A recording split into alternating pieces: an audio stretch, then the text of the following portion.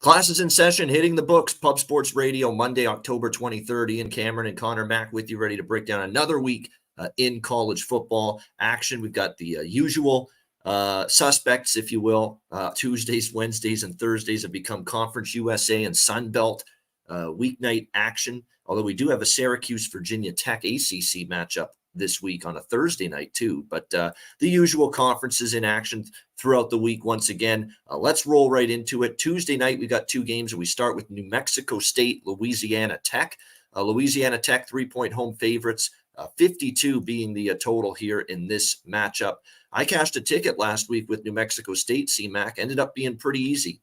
Their victory on the road against UTEP. And very impressed with the young quarterback, Diego Pavia, in his second year with the Aggies. Has a good enough arm. He's extremely athletic, can run with the football, seems to be getting better. And I said after watching that game, I can't remember the last time New Mexico State had a good quarterback. Maybe I don't even remember when they've had an adequate quarterback, but they might finally have it here in Pavia. He keeps getting better, and I like what I see. They run the ball well. Their defense, it's not great, but I see improvement. I see this team getting better on the defensive side of the football week in and week out. There's a lot to like here with New Mexico State, a team that I'm not really in a rush to bet against right now, even though coming into the season, myself and a lot of other people, Connor, we expected a lot from Louisiana Tech. We at least expected them to be better this season. I just don't see it. It's been a tough season for them. Their only victory against FBS competition came against a lousy UTEP team, 24-10. Every other game they've lost to North Texas at home as favorites. Western Kentucky, they lose, and don't be fooled by that score against Western Kentucky. That was a blowout, and I think Western Kentucky kind of fell asleep in the second half and let Louisiana Tech back into that game. And then last week, or a couple weeks ago, for Louisiana Tech, they end up losing 31-23 to Middle Tennessee State. So this is just a team that Middle Tennessee State's not that great. So Louisiana Tech definitely has some problems. They have struggled without a doubt this season. The quarterback play has been erratic. Hank Bachmeier started the year. He wasn't playing well. He gets hurt. Jack Turner takes over, and really it's not all that much better since he took over. Now, the good news is it's a bye week for Louisiana Tech here entering this game. Does that help them? Perhaps, and certainly I think the betting markets are taking note of that. They bet Louisiana Tech here because this opened 2.5. It's up to 3 now. I ain't laying points with Louisiana Tech. The bye week be damned. They're not playing good football. I like what I see from New Mexico State. Don't know if I'll be on the New Mexico State side, but I'll tell you right now, +3 or better, it's New Mexico State or nothing for me in this game. C-Mac, what do you think here? Yeah, New Mexico State playing better football after they I don't think they looked good the first few weeks after that, the hot, they were to the end. What was the last 6 weeks of last year? Pavia looks good. What I mentioned last week, how efficient they've been on offense, the yards per play. And what I see in this game is La Tech will have success throwing it a little bit on New Mexico State. That's their best numbers, but I don't trust those two quarterbacks, even with Turner. We all know about Bachmeier, how much we love him here. But they'll be able to just run the ball. New Mexico State averages over 200 yards on the ground, and La Tech is horrible. I think they're in the 120s. I have to double check that. I had it pulled up. They just can't stop the run. So I think New Mexico State should be able to run it. And one thing I've worried about a little bit on the road, but they've been better. And New Mexico State's just been good against the number, while La Tech hasn't been. I know they're at home here. I think the game's tight. So give me the 3 points with New Mexico State. I think, in a close one. La Tech just hasn't proven it can win. Yeah, I agree with that. The only hesitation I have is it's a pretty distinct situational scheduling advantage for Louisiana Tech. They're off a bye. New Mexico State played in the middle of the week last week on the road at UTEP, now playing on the road again a second straight week. So it's definitely a situational advantage for Louisiana Tech, but that's not enough to cash a ticket alone. You've got to be able to execute and play well on the field, and just haven't seen enough of it from Louisiana Tech. Their defense, too, I didn't say enough how bad it's been. I mean, they've given up pretty much 28-plus points in 4 of their last 5 games. The only team they kept below 28 was UTEP, and UTEP's offense has been a problem pretty much all season long. So, yeah, it's New Mexico State or nothing, even though Louisiana Tech has that advantage of coming off a bye week. All right, next up, we've got Liberty and Western Kentucky. Liberty taking money. This opened 3-point road favorites for Liberty, up to 4 now. They are as road chalk. 60 the total in this game. You got to wonder if Western Kentucky's performance last week, actually really the last couple of weeks, or it was last week against Jacksonville State off a bye week, losing outright as 7.5-point favorites, 20-17 in that game. You got to wonder if that's what's caused this market move toward Liberty. People souring on this team, people seeing that, Western Kentucky's still a solid team. I think the more I watch them, though, the more they're not as good and they're not as explosive offensively as they've been in years past. Like, they've had some great quarterback play for years, great offenses. Really, this goes all the way back to when Jeff Brom coached Western Kentucky many years ago. You never had to question Western Kentucky's ability to score points and move the football. This year, this offense looks a little bit more plodding, and I don't know if that's Austin Reed necessarily declining at quarterback. I think there's lack of playmakers compared to some years here with Western Kentucky. I think that's the bigger issue. The offensive lines also had some degree of inconsistency as well, and you saw it last week. I mean, that offense did nothing in the second half against Jacksonville State. And to be honest, they didn't do much in the second half against Louisiana Tech. All the points they scored were pretty much in the first half. So this is 2 games in a row for Tyson Helton's bunch where they have not played well in the second half. And maybe that's something you take note of if you're going to look at a halftime bet in this game. Maybe you bet Liberty in the second half, given these bad second half issues that Western Kentucky has had, the last couple of games. Liberty comes through with the victory last week, although they didn't sniff a point spread cover against Middle Tennessee State. And that's the concern here with Liberty. They've had a couple games now. Sam Houston State, 21.5-point favorites. They barely win the game straight up, 21-16. Last week, they were 16.5-point favorites against Middle Tennessee. That's where it closed. They won by 7. And in fact, life and death to just survive with the straight up win for Liberty. So that's concerning against a Middle Tennessee team that, look, Western Kentucky's had some issues. They're better than Middle Tennessee. So don't know if I'm totally comfortable laying 4 here with Liberty, quite honestly. We'll see how it goes. But, Western Kentucky, to me, I think does have some value in the underdog role. We have seen them only once this year in the twice. Ohio State was the other one, and obviously that was a rough game for them. But at Troy, they were 3.5-point road underdogs. They lost by 3 in that game. And Troy's a pretty good team, pretty good defense. So they're betting Liberty, and I know people are not looking at last week and that loss outright as favorites to Jacksonville State, but Jacksonville State's a pretty good team this year with Rich Rod. There's no shame in losing that game. I don't know if I'm on this bandwagon of people just flocking to bet Liberty here now that it's up to -4 in this game. I would think we see some points scored. I think this is an opportunity maybe for Western Kentucky to get some of that passing attack going. They definitely skew more to the pass than the run. They don't run the ball a ton. The passing yards are there. And by the way, when you look at Liberty's defense, they have shown some level of vulnerability in the passing game, slightly worse numbers as far as passing yards allowed per game compared to rushing yards allowed per game. So maybe that's the tonic for Western Kentucky to be able to score some points. Right now, I lean to the dog and I lean to the over here in this game. Connor, what do you think? Liberty, Western Kentucky. Yeah, we've seen a little bit with the defense, which I thought was really, really good. And then they not only winning, covering numbers. And then the last couple games, I mean, they had 428 and over 3 something in the air, did Middle Tennessee. The second half, though, with Western Kentucky just got shut out last week, and they did nothing in the fourth quarter and lost that game. I mean, I was happy. I think you were on them as well, Jacksonville State. But they're back here at home. Is this enough? Right away when I look at this with this Western Kentucky team, the defense is just awful, though. I think Liberty will be able to do whatever they want when they have the rock. And it's just, will that defense come to play? Can Austin Reed, though, on the flip side, make a ton of plays to keep them in it? I kind of do. This is one I kind of sit with, because when I look at this, I think Liberty's a touchdown better, like even on the road. So I'm leaning that way here Monday morning with Liberty.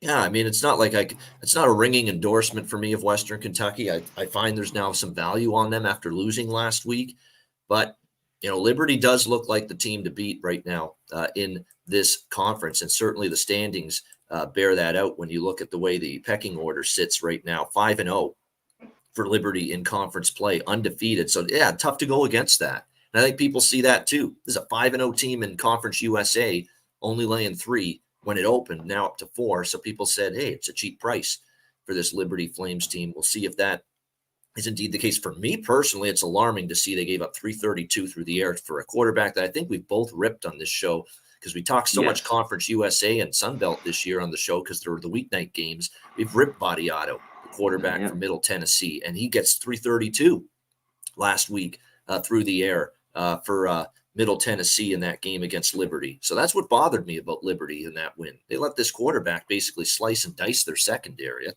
concerns me when you're playing Reed, who still to me is a better quarterback and this is a better passing team than Middle Tennessee. So we'll see how it plays out. And off the loss, you just got to think they'll be up. Just after the horrible second half, like I mentioned, back here at home, they should be really pumped for this with the best team in the conference here at Liberty coming to town. Shout out to our guy, JPZ. We got to hit him up. The $5 dono, closing time flashbacks. My man, appreciate you, my guy. Wine Time Sports, Jay Smooth, Sweet, James Jones, Lucas R, John Z, and I've got to show a special shout out to Mike M, Pimp Slap POD, and talk about his new show, which is going to premiere, I believe, tonight. Even though there's a Monday Night Football live stream, his show goes live for the first time tonight. The Last Call, 6 p.m. Eastern, right here on Pub Sports Radio, Mondays to Fridays. It's going to be like your pregame betting show. Really, it's going to get you all set up for the night's action, whether it's NFL, college football, NHL, NBA, college basketball, when that gets going, MLB, at least during the playoffs as they keep on rolling. So all that and more with Mike M, 6 p.m. Eastern weeknights here on Pub Sports Radio. So make sure you check that out, and he'll be in the host chair for that. All right, let's go to Wednesday night in college football. Jacksonville State, Florida International. We got Jacksonville State 8-point road favorites, 44 the total here in this game. What a wild one for FIU last week. And I had plus the points with FIU in that game against Sam Houston State last week. What a wild one that turned out to be. I thought for sure they were finished when we saw that fourth down. They had a hard time trying to punch that in overtime, but eventually they did to tie that game up. And then eventually they got the win in overtime, and they got the stop they needed and gets a huge 33-27 win against Sam Houston State, which stopped, I believe, a 7-game conference losing streak for Florida International. So big-time win for them on the road against Sam Houston State. Look, and I'm glad I came back to them. I almost didn't, because they let me down and they disappointed me so much against UTEP the week before that when they played so horrible in that game. But I said, you know what? I can't buy into Sam Houston and this offense laying that kind of points, even against FIU, and FIU ended up getting the job done. So thank you, FIU, for that. Do I come back to the well with them here? I'm not so sure. This Jacksonville State team's pretty good. They really are, but they are coming off huge game against Western Kentucky, 20-17. They win outright as 7.5-point dogs. They lose to Liberty the week before, 31-13. They basically played two of the better teams in the conference the last couple weeks. Is there a potential flat spot here for Jacksonville State? I think the biggest thing that would concern me, though, about looking to bet FIU again here, even getting +8 at home, the run defense is a sieve. It's really bad for Florida International. You can easily run on this team, 187 per game allowed on the ground, 4.9 yards per carry, and that's exactly what Jacksonville State wants to do, run the football. They are a run-first, up-tempo spread under Rich Rod. The quarterbacks, whoever it is, both we've seen Webb, we've seen Smothers. These are guys that are better runners than passers. So it's basically a team that is going to run the football 9 times out of 10, and you got to worry about that if you're Florida International, because the run defense just hasn't been very good entering this game. Now, this total to me is a little surprising here that it's this low, 43.5. I'm going to have to assume there might be some weather potentially for this game, but to me, the first thought is this looks low to me. This looks low to me, given you're going to see Jacksonville State play fast. FIU, not so much. They don't really play fast, but their run defense is bad, and that's what Jacksonville State's going to look to exploit, and Jacksonville State probably can exploit. It looks like, now that I see it on the weather forecast here, partly cloudy, 15 miles per hour wind. So there could be some gusts. But here's the funny thing. Jacksonville State runs the ball way more than they throw it. So the wind's not going to affect the ground game. The wind is going to affect the passing. And Jacksonville State just doesn't throw it anywhere close to the amount of times they run the ball. That is something worth pointing out. And if you actually look at the flip side of this matchup here, FIU is kind of a balanced run offense. They're really not spectacular throwing or running the ball. Yeah. So it's not like they're going to be – it's not like they're an air raid system, where if it's windy, it's really going to affect them, big time offensively. This is a team that is running the ball and throwing it. I mean, balanced attack. They ran the ball 42 times against Sam Houston last week. They threw it 38 times. So very balanced. And Kejuan Jenkins definitely has been a step up at quarterback from Grayson James. That's why he's taken over at QB for FIU.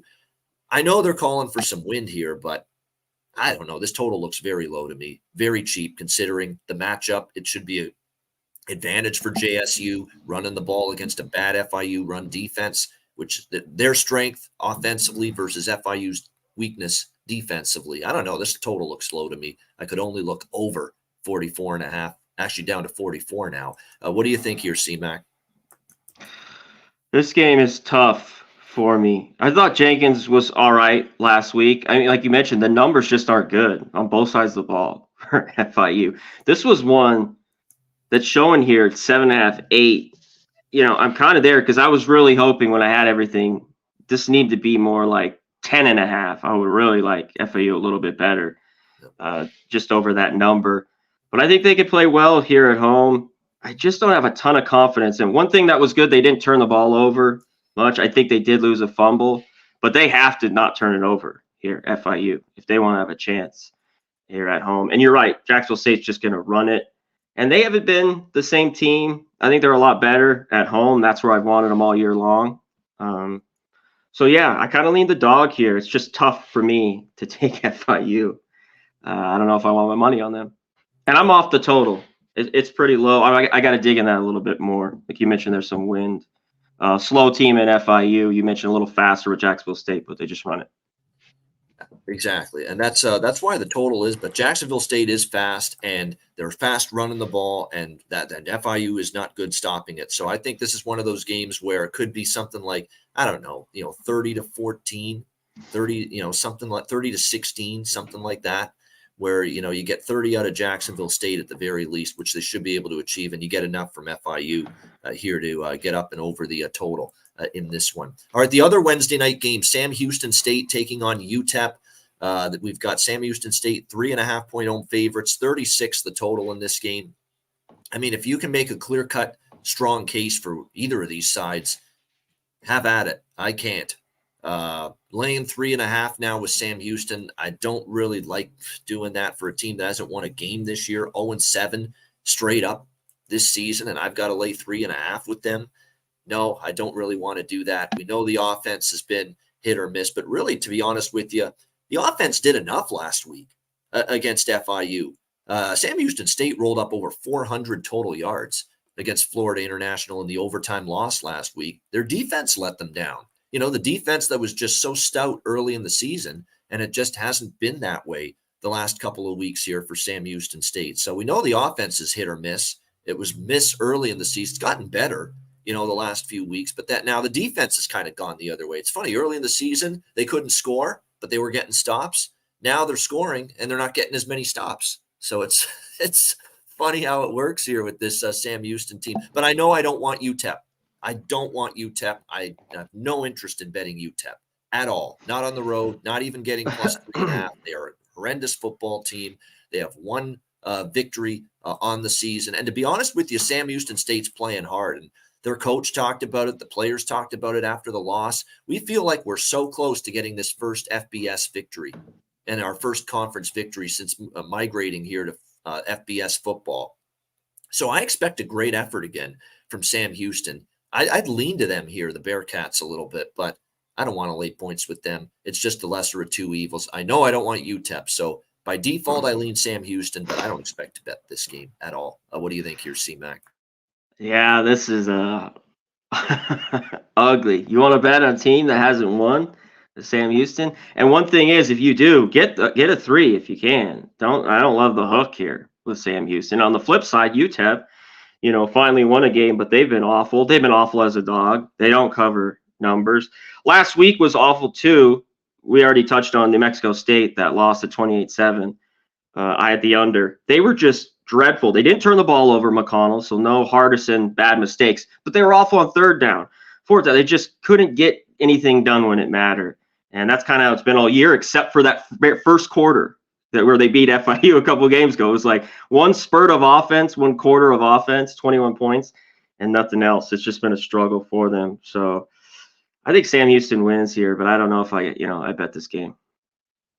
I think it's telling that a winless team is favored in this game. I think that might be that might tell you all you need to know, that this is Sam Houston State's spot to finally win a football game, and it wouldn't surprise me, honestly, if they do that.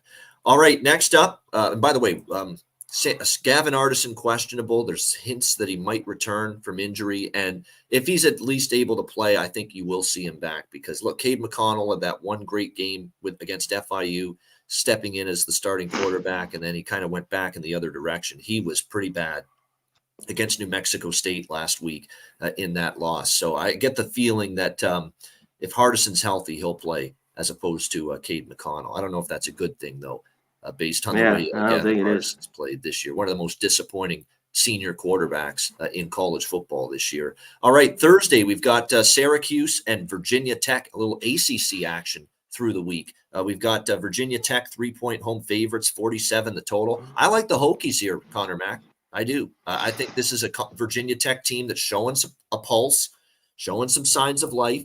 This is another team that's undergone a quarterback change for the better, in my opinion, here in their last few games as well. And they're off a bye week. Both of these teams, actually, I believe, are. Yes, they are. So there's no really advantage there. But 30-13 win against Wake Forest. I'm telling you what, Kyron Drones, he's better than Grant Wells. Shocker.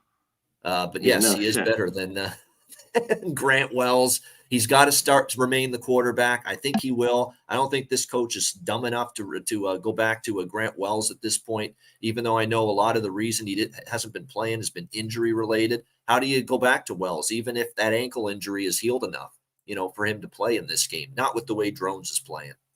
He's more athletic. He's actually he makes fewer bad decisions with the football, which has always been an issue with Grant Wells. So I expect Kyron Drones to be right back in the saddle here, Aerosmith style, as the starting quarterback for Virginia Tech in this game. And then on the flip side, you got Syracuse, and this is becoming a pattern for Dino Babers' team. They have this hot start, and then they completely collapse in the second half of the season, and I think it's underway.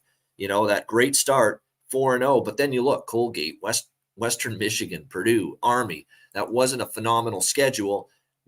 Look, it has been tough, all right? Clemson, North Carolina, Florida State the last 3 weeks. I mean, those were really good football teams, and Syracuse not only lost to them, but they got destroyed. Cumulative score of 120 or 112. 112 to 24 for in those 3 games. It was 112 for the opposition, 24 for Syracuse in those 3 games against Clemson, North Carolina, and Florida State. Now, this is obviously not either of those 3 teams. Virginia Tech's not as good as those 3 teams, but I like what I see from Virginia Tech. I think their defense is getting better by the week.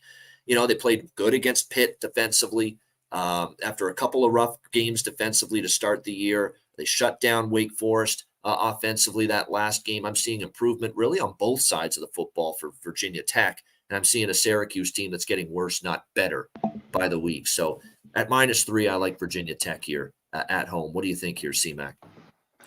Yeah, Syracuse is just the slide. Now, this is more, like you mentioned, those were better teams for those losses where they just got beat down the last 3. So I think this game is tight. But Syracuse just not been good. They haven't been good against ACC teams. They haven't been good on the road. The last 6, they're 1-5. ATS. And Drones, he started to look really good, especially, Wake Forest at times, that defense has been pretty good. And he was, for 321. He's a dual threat. He ran for 59. Grant Wells is out. And he's out indefinitely. He ain't come. He better not come back. That's because I don't want my money on him. But at 3 here, even if you don't, I think you just lay the 3.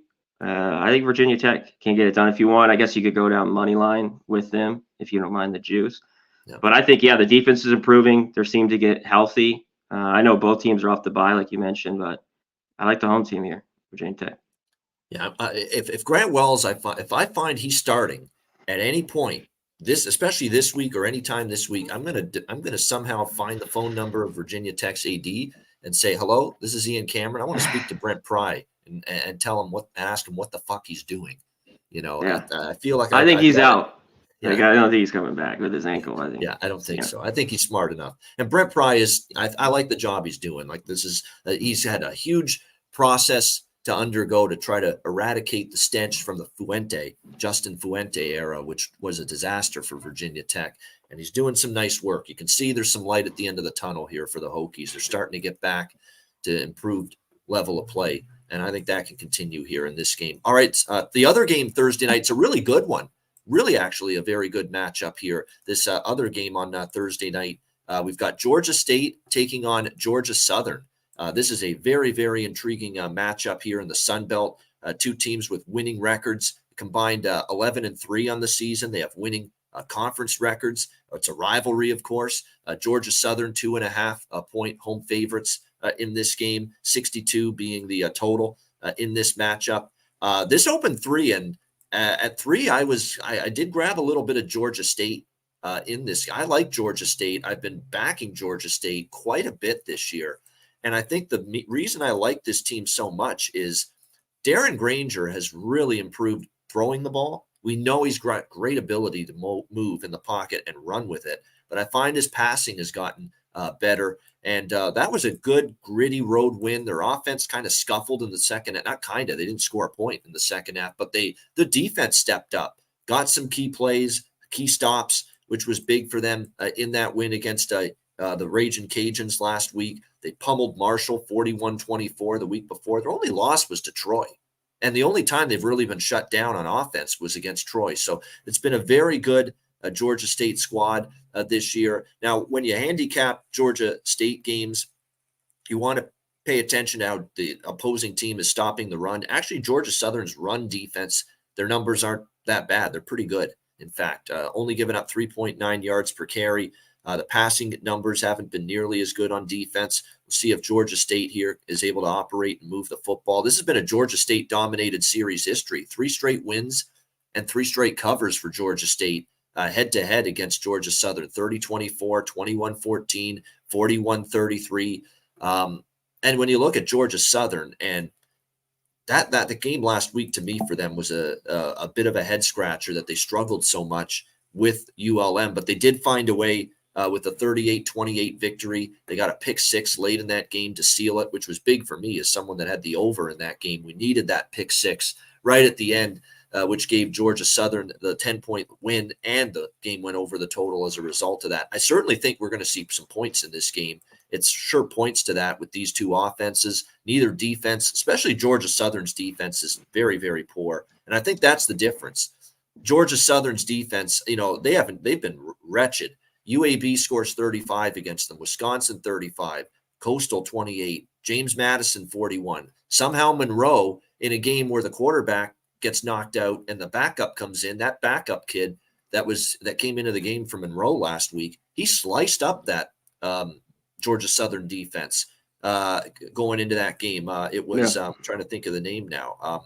Murphy. Blake Murphy. Blake Murphy it was. Yeah. And he's actually showed me something. That kid can play a little bit, but that's a really bad Georgia Southern defense. And I like Georgia State. I really liked it at +3. I think they could win the game straight up, honestly. So I wouldn't shy away from +2.5 on them either. What do you think here, C-Mac? Yeah, Georgia State, too, has kind of beat them up the last few times. I think they won 3 in a row on this one, here. One thing, Georgia Southern is going to have success throwing, I think. Georgia State's defense, when you go through their passing numbers, aren't great. They give up 275 in the air. And the Tulsa transfer, Davis Brin, can throw the football here for Georgia Southern. But he makes a few mistakes. That one mistake he made down the stretch last week was unforgivable. It was a horrible read. I don't know what he was looking at there. He does make the odd mistake, bad throw, bad decision. He does, but he can throw it around. And that's probably going to be key in this game, are turnovers between these two teams, And on the flip side, the 3 picks, the game before that against JMU for Georgia State, it's just, I think that's going to be key. This is a big number though, the total. I'm going to wait on that. I want to look at that a little bit more, what I'm going to move on that. But I think Georgia State's live in a game that's going to be very good. Well, there you go. Conor's done. I didn't realize that. There you go. Yep. Yeah, George, I'm leaning over. I like the side more. It is a high total, and sometimes these weeknight games they slow down. I've noticed that there's been a little bit of a lull in points, and sometimes you don't get as many. It's kind of like primetime unders in the NFL, not to that degree in college football, but we have seen some of these weeknight games, especially with these higher totals, end up staying under. We'll see if that's the case here with this battle in Georgia here, Georgia State, Georgia Southern, a little Sun Belt rivalry. It's actually a really good game here with coming up with these two on Thursday night. All right, the one and only game on Friday night. It's Florida Atlantic taking on Charlotte. Florida Atlantic 5-point road favorites, 41 the total. I got totally the handicap wrong with Florida Atlantic and UTSA last week because I thought Daniel Richardson, the Central Michigan transfer veteran quarterback, going to be able to move the football. He couldn't. It was a really tough game for him in that FAU offense. Very, very poor game offensively from them. The defense was bad in the first half. I thought in the second half they actually hung in there, but eventually if your offense is just not going to be able to move the football, you're going to have problems. And Florida Atlantic did that. That was a very, very disappointing offensive performance from them, especially because I thought they were starting to build some momentum, after the injury to Casey Thompson, and Tom Herman ends up going to Daniel Richardson, but Daniel Richardson wasn't good. And you got to wonder, too, he's a smaller quarterback, and sometimes he has trouble getting the ball over the defensive linemen, and he gets balls batted down at the line of scrimmage. That can sometimes be an issue for him as well. But it was just not a good performance from the FAU offense. I got wrong by them last week. I'm not really ready to rush out there and say, yeah, I'm ready to lay 5 on the road now with this offense after what I saw last week. And this Charlotte 49ers team, I'll tell you what, they're 2-5. It's not a great record, but you look at the schedule so far for this Charlotte squad. They played Maryland, covered the number in defeat, 38-20. They did have a bad game against Georgia State, 41-25. Defense did look rough early in the season. These last few weeks, we've seen improvement. I thought their defense against Florida on the road, 22-7, I thought they played pretty well. They kept the team in the game. They covered the number wire to wire. They were getting 4 touchdowns. Florida never even sniffed a cover in that game against Charlotte. Against SMU, 34-16, another point spread cover, 23-point dogs against a very good SMU team. They did give up 34, but SMU had to work hard to get that number against Charlotte. Now, and the last 2 weeks, they've been terrific defensively. Now, a little step down, obviously, as far as competition and quality of offense playing Navy and East Carolina, but still improvement from this Charlotte team. I'm kind of leaning to Charlotte here a little bit, +5. I mean, the defense is improving, and it's not like Florida Atlantic had a great deal of offensive success last week. And to be able to cover numbers on the road, you've got to be able to put points on the board. And they just haven't been able to do that consistently. In fact, outside of the South Florida game, where they won 50, that's why I thought they were coming around offensively. The Tulsa game, the South Florida game, they moved the ball, they look good. And then they have that 36-10 loss to UTSA, and the offense did nothing in that game. I'm actually leaning to the Charlotte side here, getting the 5 in this game. They have been a good point spread team.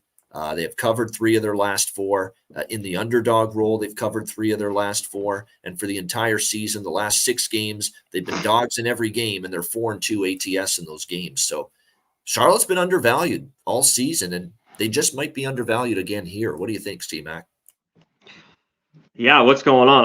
I love Charlotte last week, and I like him again here. You talk about is that defense only giving up 127 to ECU, and ECU, tough times right now for them. And their offense is what it is. It isn't great, but if they continue to get about 328, that's what they had right around their 350.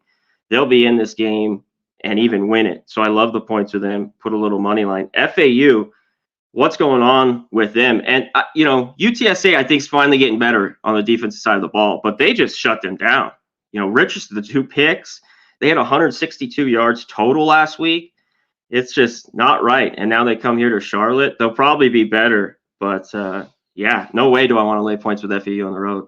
I like Charlotte. And I think it's low scoring. I mean, this could slip over, but I lean under. Yeah. Yeah. To me, I had to take note and downgrade Florida Atlantic a little bit last week after that. That was at home, Yep. 10 points. It's not good. It's not what you want to see It was in ugly. that game. And like I say, Charlotte is still a long ways away from getting to, ultimate prominence, but there's some things to like, no question about the trajectory of the program. All right, let's go to Saturday. We've got Michigan State and Minnesota. Minnesota 7-point home favorites, 40.5 the total in this game. I mean, this definitely should be low scoring. Under makes sense to me in this game. It's two offenses I don't trust. No mercy at all from Jim Harbaugh and Michigan last week against Michigan State. I think if they, and they even punched that late touchdown in against them to make it 49-0. So just absolute bludgeoning for Michigan State at the hands of Michigan last week. Can they bounce back? That remains to be seen. They are getting 7.5. And I'll tell you what right now, and I cashed a ticket with Minnesota. I'll take it 12-10. I knew it was going to be a game that would make your eyes bleed if you watched it from start to finish, that Iowa-Minnesota game. And look, I needed a return touchdown called back to end up getting the point spread cover and the win there with Minnesota at the end. But they found a way, and their defense is good. Minnesota does have a pretty solid defense, but man, this offense again, I've said it week in and week out. I'll say it again. Kaliakmanis just ain't it. He just ain't it. The Greek stallion is it's a wounded stallion right now for Minnesota at quarterback. He's just not that good, And to be honest with you, I thought Tanner Morgan was a better game manager, quite honestly, than Kaliakmanis. All I heard was this great arm he has and this strong arm. I don't see it. 10 for 25 last week, terrible, and really all won because of that defense for Minnesota and the fact they faced every bit as anemic Iowa offense in that game. So I ain't laying 7 with this quarterback in this offense. I can tell you that. It's not like I'm leaping at the chance to bet Michigan State here, but I sure would prefer taking points than laying points in this game, and also look under the total as well. C-Mac, what do you think? Yeah, I'll be short here in this game. Under. Under. That under was even last week at 30, 12-10. It's not going anywhere here. And this is a stretch a little bit for Minnesota to lay the touchdown. I think you just stick to the total. I think they win this football game. Hauser didn't look great last week. We know how good Michigan's defense was. We thought they would just pound them, and they did. Now they go back on the road. But this could be close. Like, is this a game? I just don't want my money on Michigan State. Let's just put it that way. Like, I think you just stick to the under in this game and move on. Yeah, I think that's probably the wise choice indeed. Is definitely, I think points should be a few and far between, even though it's actually been, it's crazy. Michigan State's gone over 3 straight games, but factor in, Michigan did all the scoring. Rutgers, I think this is going to be a different type bunch of late points there with Rutgers. Yeah. They came back roaring back. So I think it's the under. Yeah, that definitely. So yeah, that under's probably got going nowhere but down. Keaton Hauser, by the way, for Michigan's Keaton Hauser is still a work in progress. He's actually been a little bit better than Kim, but that's not saying a whole lot, to be quite honest with you. All right, Tennessee, Kentucky, a little SEC matchup here. Next up, it is Tennessee 3.5-point road favorites, 51.5 the total. Man, Tennessee, they had that game for well into the third quarter, and then all of a sudden they didn't have it.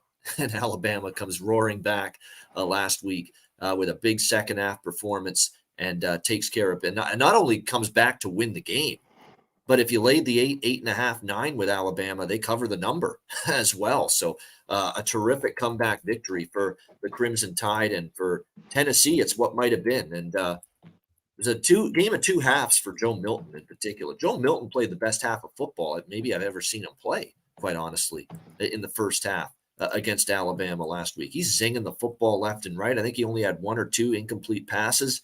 Then it was a different Joe Milton in the second half, and the offense bogged down. Alabama made their adjustments. The offense started to come to life. Jalen Milroe started to make some plays through the air to the likes of Isaiah Bond and Jermaine Burton and company. And then Jace McClellan got going running the football in the second half for Alabama, and that was all she wrote.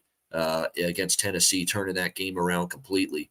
Now we'll see if Tennessee can bounce back. We've seen in these situations before, last year in particular, Tennessee had a big loss, and then all of a sudden they kind of things came unglued for them a little bit. Can they get it back on track here against Kentucky is the big question going into this game. Kentucky's off a bye week, but man, Kentucky needed the bye week. 2 hideous games in a row. The Georgia game, 51-13. And then I thought they'd bounce back against Missouri, and they were horrendous, 38-21. They had a good start, and then Missouri runs a trick play, a fake punt, and scores off it. And from that point on, Kentucky looked dead. It's like that one play totally zapped their momentum and totally deflated them in that game. So we'll see how this one plays out here. But, we see Kentucky coming back down to earth. Can the bye week pick them back up again? If I had to at 3.5, I'd lean Kentucky. But I don't know. This team, a little worried about I'm worried about both of these teams and their psyche, quite honestly, coming into this game. But at least Kentucky's off a bye. They're at home. They're getting 3.5. I do kind of lean in that direction with the Vols, or not with the Vols, with the Wildcats in this one. What do you think here, C-Mac? Yeah, that was tough for Tennessee. You hit it there, tail it, 2 halves. Just gave it up late. And this is another one now, back on the road at Kentucky. They've kind of owned this rivalry going back through it. They've won 8 of 10. Obviously, last year they beat them up. The year before that, they lost by 3, Kentucky. I think that's what this game is for them. You mentioned it. Kentucky starts 5-0, and then they just – it's like every year, and they've lost a few. I think the bye helps them out and being at home.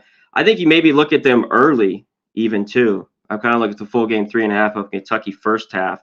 I think they come out roaring. They got to run the football. Leary, though, we know what he is. It just is what it is. He's not a great quarterback. So I think this game's tight a little bit. I'm leaning to Kentucky in this game, and I'd lean under. But these defenses at times haven't been great. They've looked really good, and they've given up some yards. So I'm gonna get into this total a little bit. Nutflush Allen, our guy in the chats here, asking how does this game not go over the total? Well, Kentucky's gone over in 4 straight games. 4 straight Kentucky. Yeah, the defense is falling off. Yep, they have. Their defense this is not the same Kentucky defense. Yet their offense, I actually think, is a little bit better thanks to the veteran quarterback, Devin Leary, and they've got a good run game, obviously, a very good run game. So their offense is better, combining with their defense not being the same. Ray Davis is an outstanding running back for them. No question about that. And so you're right. This total could get there as far as over is concerned. Weather doesn't look that bad as of right now for Lexington, Kentucky on Saturday. All right. Next up here on this Saturday, or on this Hitting the Book show, we got Florida State and Wake Forest in the ACC. It is Florida State 20-point road favorites, 53 being the total here in this one. You have to question the spot for Florida State. And look, the letdown spot angle came back a little bit last week. Look at North Carolina after the big win against Miami. They lose outright against Virginia, in that game. It's just so some of these spots where these teams have these big victories, you do get concerned about laying the big lumber with them the very next week. Does that happen for Florida State? And let's be honest about Florida State. They have themselves a tiger by the tail in that game against Duke until Riley Leonard got injured. And then once he left that game due to injury, that was that. Henry Beelan was just awful, and he can't move the football against a team of that caliber. And that's when Florida State seized control and ended up not only getting the win, but they also come back to get the point spread cover as well. Very, very tough for Duke because they're right in that game. Hell, they've got a chance to beat Florida State if Riley Leonard doesn't get injured. And then things from that point on, and you could see Riley Leonard was just, so upset on the sideline when he realized I can't come back. I'm hurt too badly. It's just in Florida State, they had a serious challenge on their hands last week. It was a physical game as well. So I'm not saying from a spot perspective that I'm rushing here to lay this number with Florida State, but I can tell you that I'm not a big fan of this Wake team. A bad beat on my part with Pitt. That was a game that they should have won, Pitt, and Wake Forest steals it right at the end. Oh, that was painful. And Wake Forest still wasn't that great, in my opinion, throughout that football game. The offense still is problematic. They miss Sam Hartman in a big way. Hasn't been the same team on that side of the football. Okay, they stole one against Pitt last week, but I still wasn't impressed with Santino Marucci, who ended up being the quarterback. He barely above 50% completions, more interceptions than touchdowns. And now he's got to face this Florida State team. It's not going to be easy. Now, they do get it at home, this game, Wake Forest, but I'm telling you what, I think this is I don't want Wake Forest to not. I get the letdown spot. I get it after the big Duke win on national TV on Saturday night. Maybe Florida State kind of lackadaisical here, but not with this Wake team. I don't trust them here, as I just don't think they're that good. So probably a pass for me. What do you think, Connor? Yeah, I don't know if this is enough. One thing with Florida State, I've kind of seen, not in all their games, but they've been a little bit asleep the first half. It's took them, they get going in the second half. So maybe Wake Forest, who's always, they played them tough over the years. Maybe first half Wake Forest, if you like it. Yep. Yeah, I was looking that way. I just don't know in the end if I can get there. And this number seems right about there. Florida State probably wins this game 20-27. But yeah, off the big win. I want to look into a little bit more. I think the points could be there. I just don't love this Wake team, just on both sides of the ball. I think they're just average. But I'm leaning the dog here. All right, next up here, Virginia and Miami. We've got the Hurricanes 19.5 point home favorites, 47.5 being the total here in this game. Money coming in on Miami a little bit. Money coming in on the under as well here in this game as the total is dropping. Of course, with the Miami situation, check on the status of Tyler Van Dyke, who didn't play against Clemson due to the leg injury on Saturday. It was Emory Williams instead at quarterback in the game against Clemson. He actually played pretty solid, 24 for 33, 72% completions, very efficient. I know only one touchdown, and he did have the one interception, but I was not expecting him to be throwing for over 70% completions against Clemson's defense. So I think you've got to give Emory Williams credit for the way he played in the absence of Van Dyke at quarterback for Miami last week in that game. Keep in mind, too, they got a little banged up at running back, Henry Parrish, Mark Fletcher, their status in doubt. So make sure you check on that if you're going to bet this game on Saturday. What do we get from Virginia? That was a great game from Virginia, but it was also a lot. North Carolina kind of falling asleep there. The big win against Miami. They didn't play. They got North Carolina's like C- game, and Virginia played a really good game in that 31-27 win. But that's now 2 weeks in a row that Virginia has won. They've now covered 4 in a row, which tells you they've been undervalued. So that's sometimes what happens. We had this bad start. They got trounced by Tennessee, trounced by Maryland. They lose to James Madison, and then the betting markets completely cool off on Virginia. And since that time, they've ripped off 4 straight point spread covers, including the big win against North Carolina last week. And the Musket man is not great, but he's getting better. They've been able to run the football a little bit better. And the defense is still a little bit of a suspect area. But the key thing for them is when you look at last week's game, they got an interception out of Drake May. They got some 4th down stops when they needed it. Now, again, they did still give up 480 yards. Or 490 yards of total offense to North Carolina. That is definitely a concern for this Virginia defense. I don't know. They're betting this thing under, like Emory Williams is some big drop-off from Van Dyke at quarterback. I saw a pretty solid, competent quarterback performance from Emory Williams against a team that's supposed to have a really good defense in Clemson. So I don't see the downgrade from Tyler Van Dyke to Emory Williams as anything close to maybe what the betting markets do here in this game. I'll tell you what, Virginia is probably the lean here because, look, they've covered 4 straight. They're clearly undervalued. Miami in this price range. Let's also keep in mind Miami is this bigger home favorite over the years. They've not been good. Look what happened against Georgia Tech the last time they were laying big points in this price range at home against Georgia Tech. They lost the game outright. The fucking Cristobal gaff of all time as well, not taking a knee at the end of that game.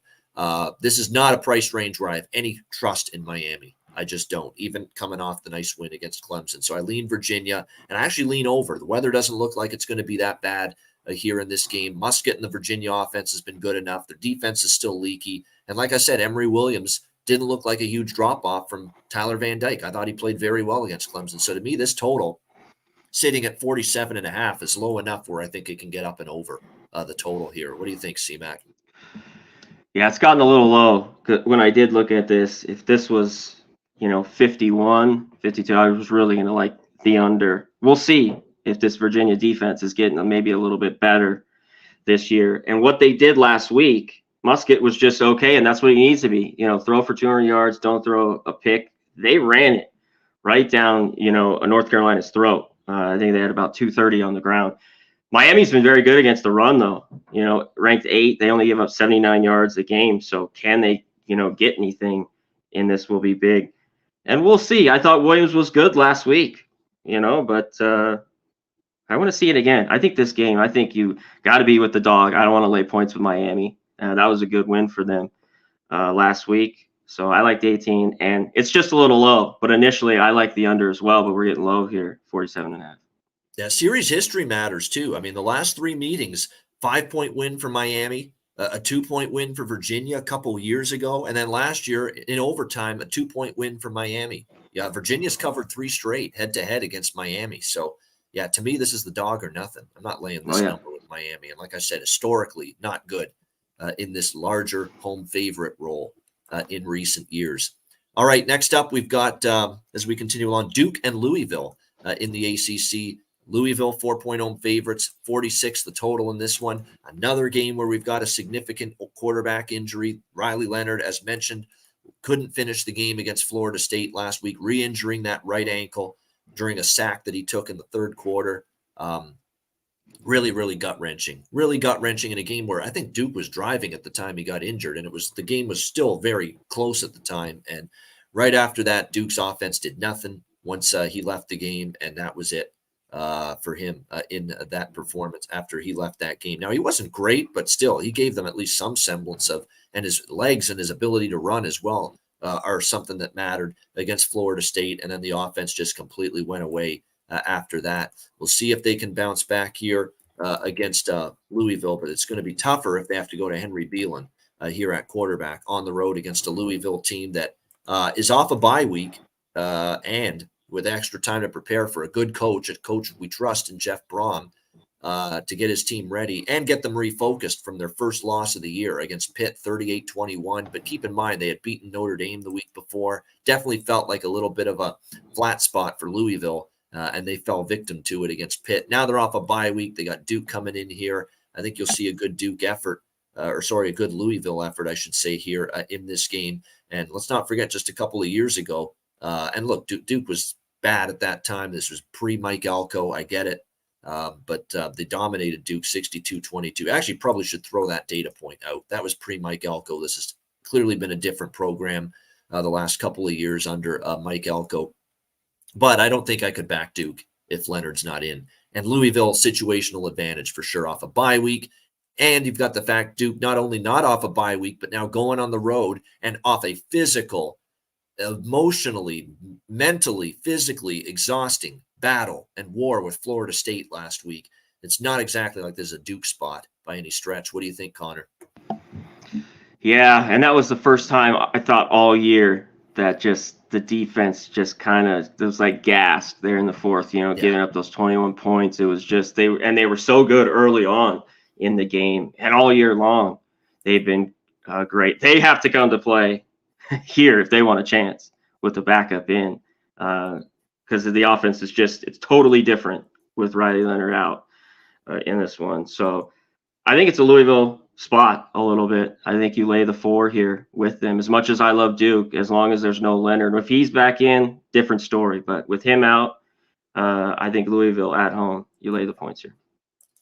Yeah, exactly. And, the one thing about Duke, too, is on the road, they haven't played much on the road. And other than Florida State, they played UConn on the road, and they won that game handily. But this is probably another challenging road game. So it's 2 weeks in a row on the road off a physical war against Florida State, and this team's rested off a bye week. It just feels like it's such a huge advantage from a situational perspective for Louisville here in this game. And like I said, they had a bad game against Pitt, but probably a chance to settle back in and play well. Keep in mind, though, Jack Plummer might have to do more throwing the ball because Jawar Jordan is questionable, the great running back for Louisville. So keep an eye on his status going into this game. All right, West Virginia, UCF.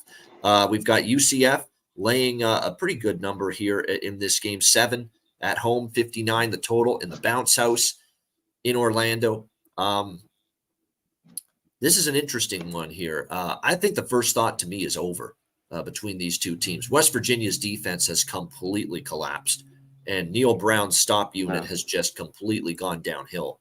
They can't stop anybody suddenly these last couple weeks. I mean, Houston is rolling up points and yards like crazy against them. They can't stop them at the end. They take the lead, Hail Mary. They end up somehow allowing that. Nobody figures out, bat the ball down.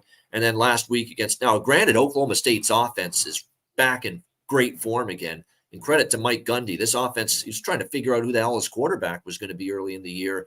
He settled on Bowman. And since he's done that, I mean, Oklahoma State's offense has been on fire these last weeks. And settle on a guy, and he's been great, Yeah, he's been the great. Three-man West rotation. Virginia's defense, though, it's not just the Oklahoma State game. It's the Houston game as well. That's 89 points in the last 2 weeks that they've given up. That's a concern. It's also a concern here for West Virginia's defense is the fact that their run defense coming into this game, it's not great at all. It's given up 4.3 yards per carry, 145 rushing yards per game. That's obviously where the strength of Central Florida is on offense. And to be quite honest with you, John Rice Plumlee, quarterback for UCF, he's improving his accuracy. He's improving a little bit as the pocket passer. Now, he's obviously still someone that's you got to worry about his mobility. You got to worry about RJ Harvey, an outstanding running back for UCF. But, to me, this is a matchup here where, as far as the side goes, I have a hard time laying 7 with UCF after the absolute effort they put out there against Oklahoma last week. It was a commendable effort. They took the Sooners down on the wire, fell just short, covered the number from start to finish. I don't want to lay 7 with them in this spot, and their defense is still pretty suspect as well for the UCF side. So I guess I lean to West Virginia, but I don't know if I want to take them given their defensive issues. That's why I think over is the way I'm going to look in this game. I think that's the best option. What do you think here, C-Mac? Yeah, what the hell happened with West Virginia and the defense? Not a ton of injuries, too. They have a few safeties that are out, but yeah, where has it gone? They need to get back to practice. Some some hitting drills and shit. But UCF back here at home, I thought, they played well with Plumlee back in there. And if they were better on third down, they really struggled against Oklahoma. I think they win that game, against Oklahoma. It was just tough, especially in the second half. But you go through it with especially him in, all their offensive numbers are really, really good. I can't lay 7, though. I think that's a stretch. Even at the bounce house, I think they can win this game. And, I think we get points until we see a little bit difference with West Virginia. It's kind of gone up and down. The last 2 games are way over. So I lean over as long as this is not in the, the 50s, high 50s here. Well, there we go. As bad as West Virginia's defense has been the last couple weeks, we are seeing significant improvement in terms of, I thought for the longest time, Garrett Green was a game manager, very, very mediocre quarterback, just do enough to try to put points on the ball. All of a sudden, this kid is definitely getting better. He's throwing the ball better. He can run. He's very athletic. And we're seeing him really start to show some explosive playmaking ability from the quarterback position for West Virginia through the air and on the ground running it. So he is definitely getting better. There's no doubt Garrett Green at quarterback for West Virginia. And that's why I think I like both offenses more than I like both defenses here in this game. So that's also why I like over the total here in this matchup. All right, next up, North Carolina, Georgia Tech. We've got North Carolina 11.5-point road favorite, 63.5 being the total. So this could go either one of 2 ways. North Carolina is devastated and can't pick themselves up off the mat following that first loss of the season against Virginia, or they do pick them. And there's really no reason for them to say, oh, geez, we're screwed. Our season's over. There's still a path. It's not a clear pathway anymore to get to the ACC championship, but there is still a pathway to do that here for North Carolina. So if you're UNC, you've got to pick yourselves up off the mat here and get back on track. I think they can do that here in this game. Now, do I want to lay 11.5 on the road? Not necessarily, but I think this North Carolina offense and Drake May will be able to move this football. Georgia Tech has had a horrendous defense this year, 48 to Ole Miss, 38 to Bowling Green in that brutal loss they had. That's the loss that got their defensive coordinator fired, the loss to Bowling Green. After he got fired, the DC, they had that better defensive effort against Miami, where they had that big shocker, 23-20, and you thought, okay, that the team came to life after the loss to Bowling Green.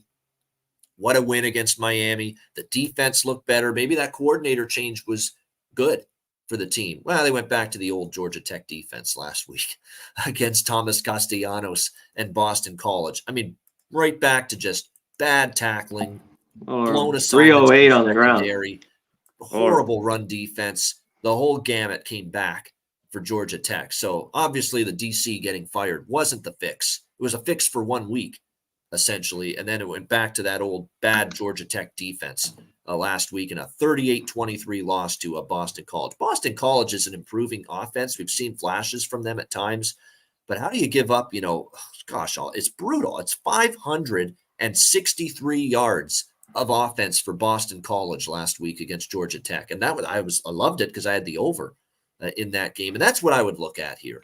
Got there. I've cashed some North Carolina overs the last couple weeks. The Miami game last week, the Virginia game with North Carolina also went over the total. Georgia Tech's been an over team for the most part this year. That's what I'm thinking here in this game. Just like the last game we talked about with West Virginia UCF. Forget about the side, bet on points from both sides here. And I do like Haynes King for Georgia Tech. I think him and the offense are okay. It's the defense that's been a big issue for Georgia Tech this year. What do you think here, C-Mac? Yeah, there should be points in this game, and they can get over. North Carolina, the defense just kind of fell apart. Virginia, just where we mentioned earlier with them, just was able to run it all over them. They should have an easy time in this game. But one thing with Georgia Tech, we do this with these teams, is as soon as they're a favorite, you just don't want anything to do with them. Like last week, I had the over as well. I'm glad it got there. And you ripped through it 300 yards on the ground for Boston College. It'll be easy. But when you're a dog now, because I think they have the weapons offensively, Savannah, I think they could hang a little bit in this game. So I'm looking at Georgia Tech. I think this is another game you mentioned, our guy Nutflush. Yeah, I mean, we could throw out the team totals, basically know what they're kind of going to be, but they won't be out for a couple of days. But I like that play. This is another game that you could have team totals here. Yeah, team totals on both sides. I really wouldn't argue with that. Nutflush Allen's the team totals machine here, guru, if we will, talking about the team totals. Yeah, and you won't see those posted, obviously, for another couple of days. But should be a game where we see some pretty good offense here from both sides. And this North Carolina offense was already pretty good. Then they get Tez Walker back from that joke of a sanction against him from the NCAA. And since they got him back, it's just and that's an NFL talent at receiver, without a doubt, Tez Walker. And it's taken the North Carolina offense to an even greater level.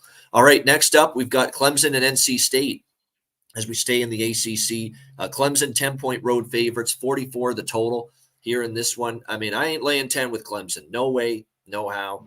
Now that is the loss there for Clemson. As if it wasn't bad enough already that they had the 2 losses. Now you're 4-3, and now your season is relegated to a middling bowl game. That is basically going to be how your season ends up now. No playoff, no ACC championship, not even a New Year's bowl game, more than likely at this point. You're talking about a middling bowl game. You're talking about going to the fucking Weed Eater Bowl, Bell Helicopters Bowl. Armed Forces Bowl or some shit. The Mayo Bowl. Yeah. That's where you're looking at, right? That's what you're looking at right now. And if you're Clemson, that's disgusting to think about that, because this is not something you're used to. You're used to playing for championships. You're used to playing for, ACC championships. You're at least used to playing in a big New Year's bowl game, like a Gator Bowl or a Cotton Bowl at the very least. That shit ain't going to happen this year. So now Dabo and his ultra motivational style of coaching, he's going to have to find a way to pump up his troops to finish this season strong. And it's not easy. It's not going to be easy, in my opinion. Yeah, they're going to the Pop-Tarts Bowl. We'll see you in the Pop-Tarts Bowl, Dabo, on Thursday, December 28 in Orlando. That'll get you fired up. There you go. Yeah, the Cheez-It Bowl, one of those. The Pop-Tarts Bowl, as they're calling it now, the Orlando one. It used to be the Camping World Bowl. Yeah, that's probably where they're going, right? That's probably like where they're going to end up now. Like that seriously could be a destination. And I think there's an ACC tie-in with that Pop-Tarts Bowl as well. So we might be seeing them there on December 28th. But you really have to wonder about where this team is at now mentally. How sharp, because if you're down on yourself and you're down on the team and you're saying, oh, this season's just not going the way we wanted, you don't bring it in practice, and you don't bring it in practice, you don't play as well in the game. So that worries me big time. There's a crushing loss against Miami last week with a backup quarterback, even though, as we said, he played well, Emory Williams. I still see Cade Klubnik, and I still see a quarterback who's not anywhere close to great yet. He's okay. He's not anything special right now. And that's got to be disappointing because they gave DJU the boot for this guy. And basically, this guy is not really taking the mantle. 18 of 34 last week. Barely less than, not even actually, barely 50% completions. They couldn't run the ball at all against Miami. Defense, did their best to hang in there, and even they got worn down late. Yeah, I want no part of Clemson. Now the question is, though, can we trust NC State? That's the bigger question. They are off a bye week, but they've lost to Louisville. Their offense is stagnant. Duke, MJ Morris did nothing at quarterback. The quarterback changed from Brennan Armstrong to MJ Morris, worked for 1 week, and then against Duke, they did nothing. And the one thing Clemson still has is a capable defense. So this game probably stays under. I could only look at NC State, but their level of play is not to the level that I'm excited about taking them. But I would surely take the NC State with the +10 here before I even consider a bet on Clemson. This team and their psyche, it worries me right now.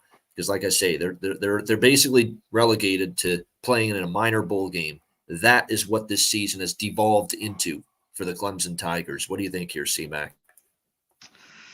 Yeah, I don't want really either of these teams. And if you back these teams lately, they're just not cashing either. They've been awful ATS.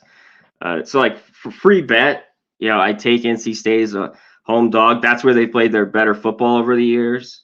Even though Clemson's gone in there and won, they did lose a couple years ago, 27-21. What I looked at this was the under. There's the total here. I wish it was a few points higher, because that's one thing. The defense has been pretty good for NC State, and the numbers are pretty good for Clemson. And what do we get from Morris after putting up, being on the bye, the 3 spot, at Duke? I mean, it was ugly. So I lean under here. I just don't know if I get to the window with it. Mute. Mute. Muted. Mike. There we go, my mic. Sorry about that. Yeah, there's another bowl game that we might see Clemson in. Wednesday, December 27, Bank of America Stadium, Charlotte. Maybe Dabo and the boys can have a little Duke's Mayo Bowl action. You can go to that bowl game. You can still win it and have the mayo plastered all over you after the game. There you go. That'll get the boys fired up to finish the season strong. I don't know. I'm kind of joking. It's just kind of funny, and it's actually kind of refreshing to see Clemson get knocked down a peg a little bit. It's been tough. We're going to see what this program's made of. The next couple of years are big for them, because there's people think that they've fallen off and they're not going to be able to get back to that year in, year out championship contention status that they've had for years. So we're going to see how Dabo can. We'll see. That was a hell of a run, though. That was a hell of 7-year run they had.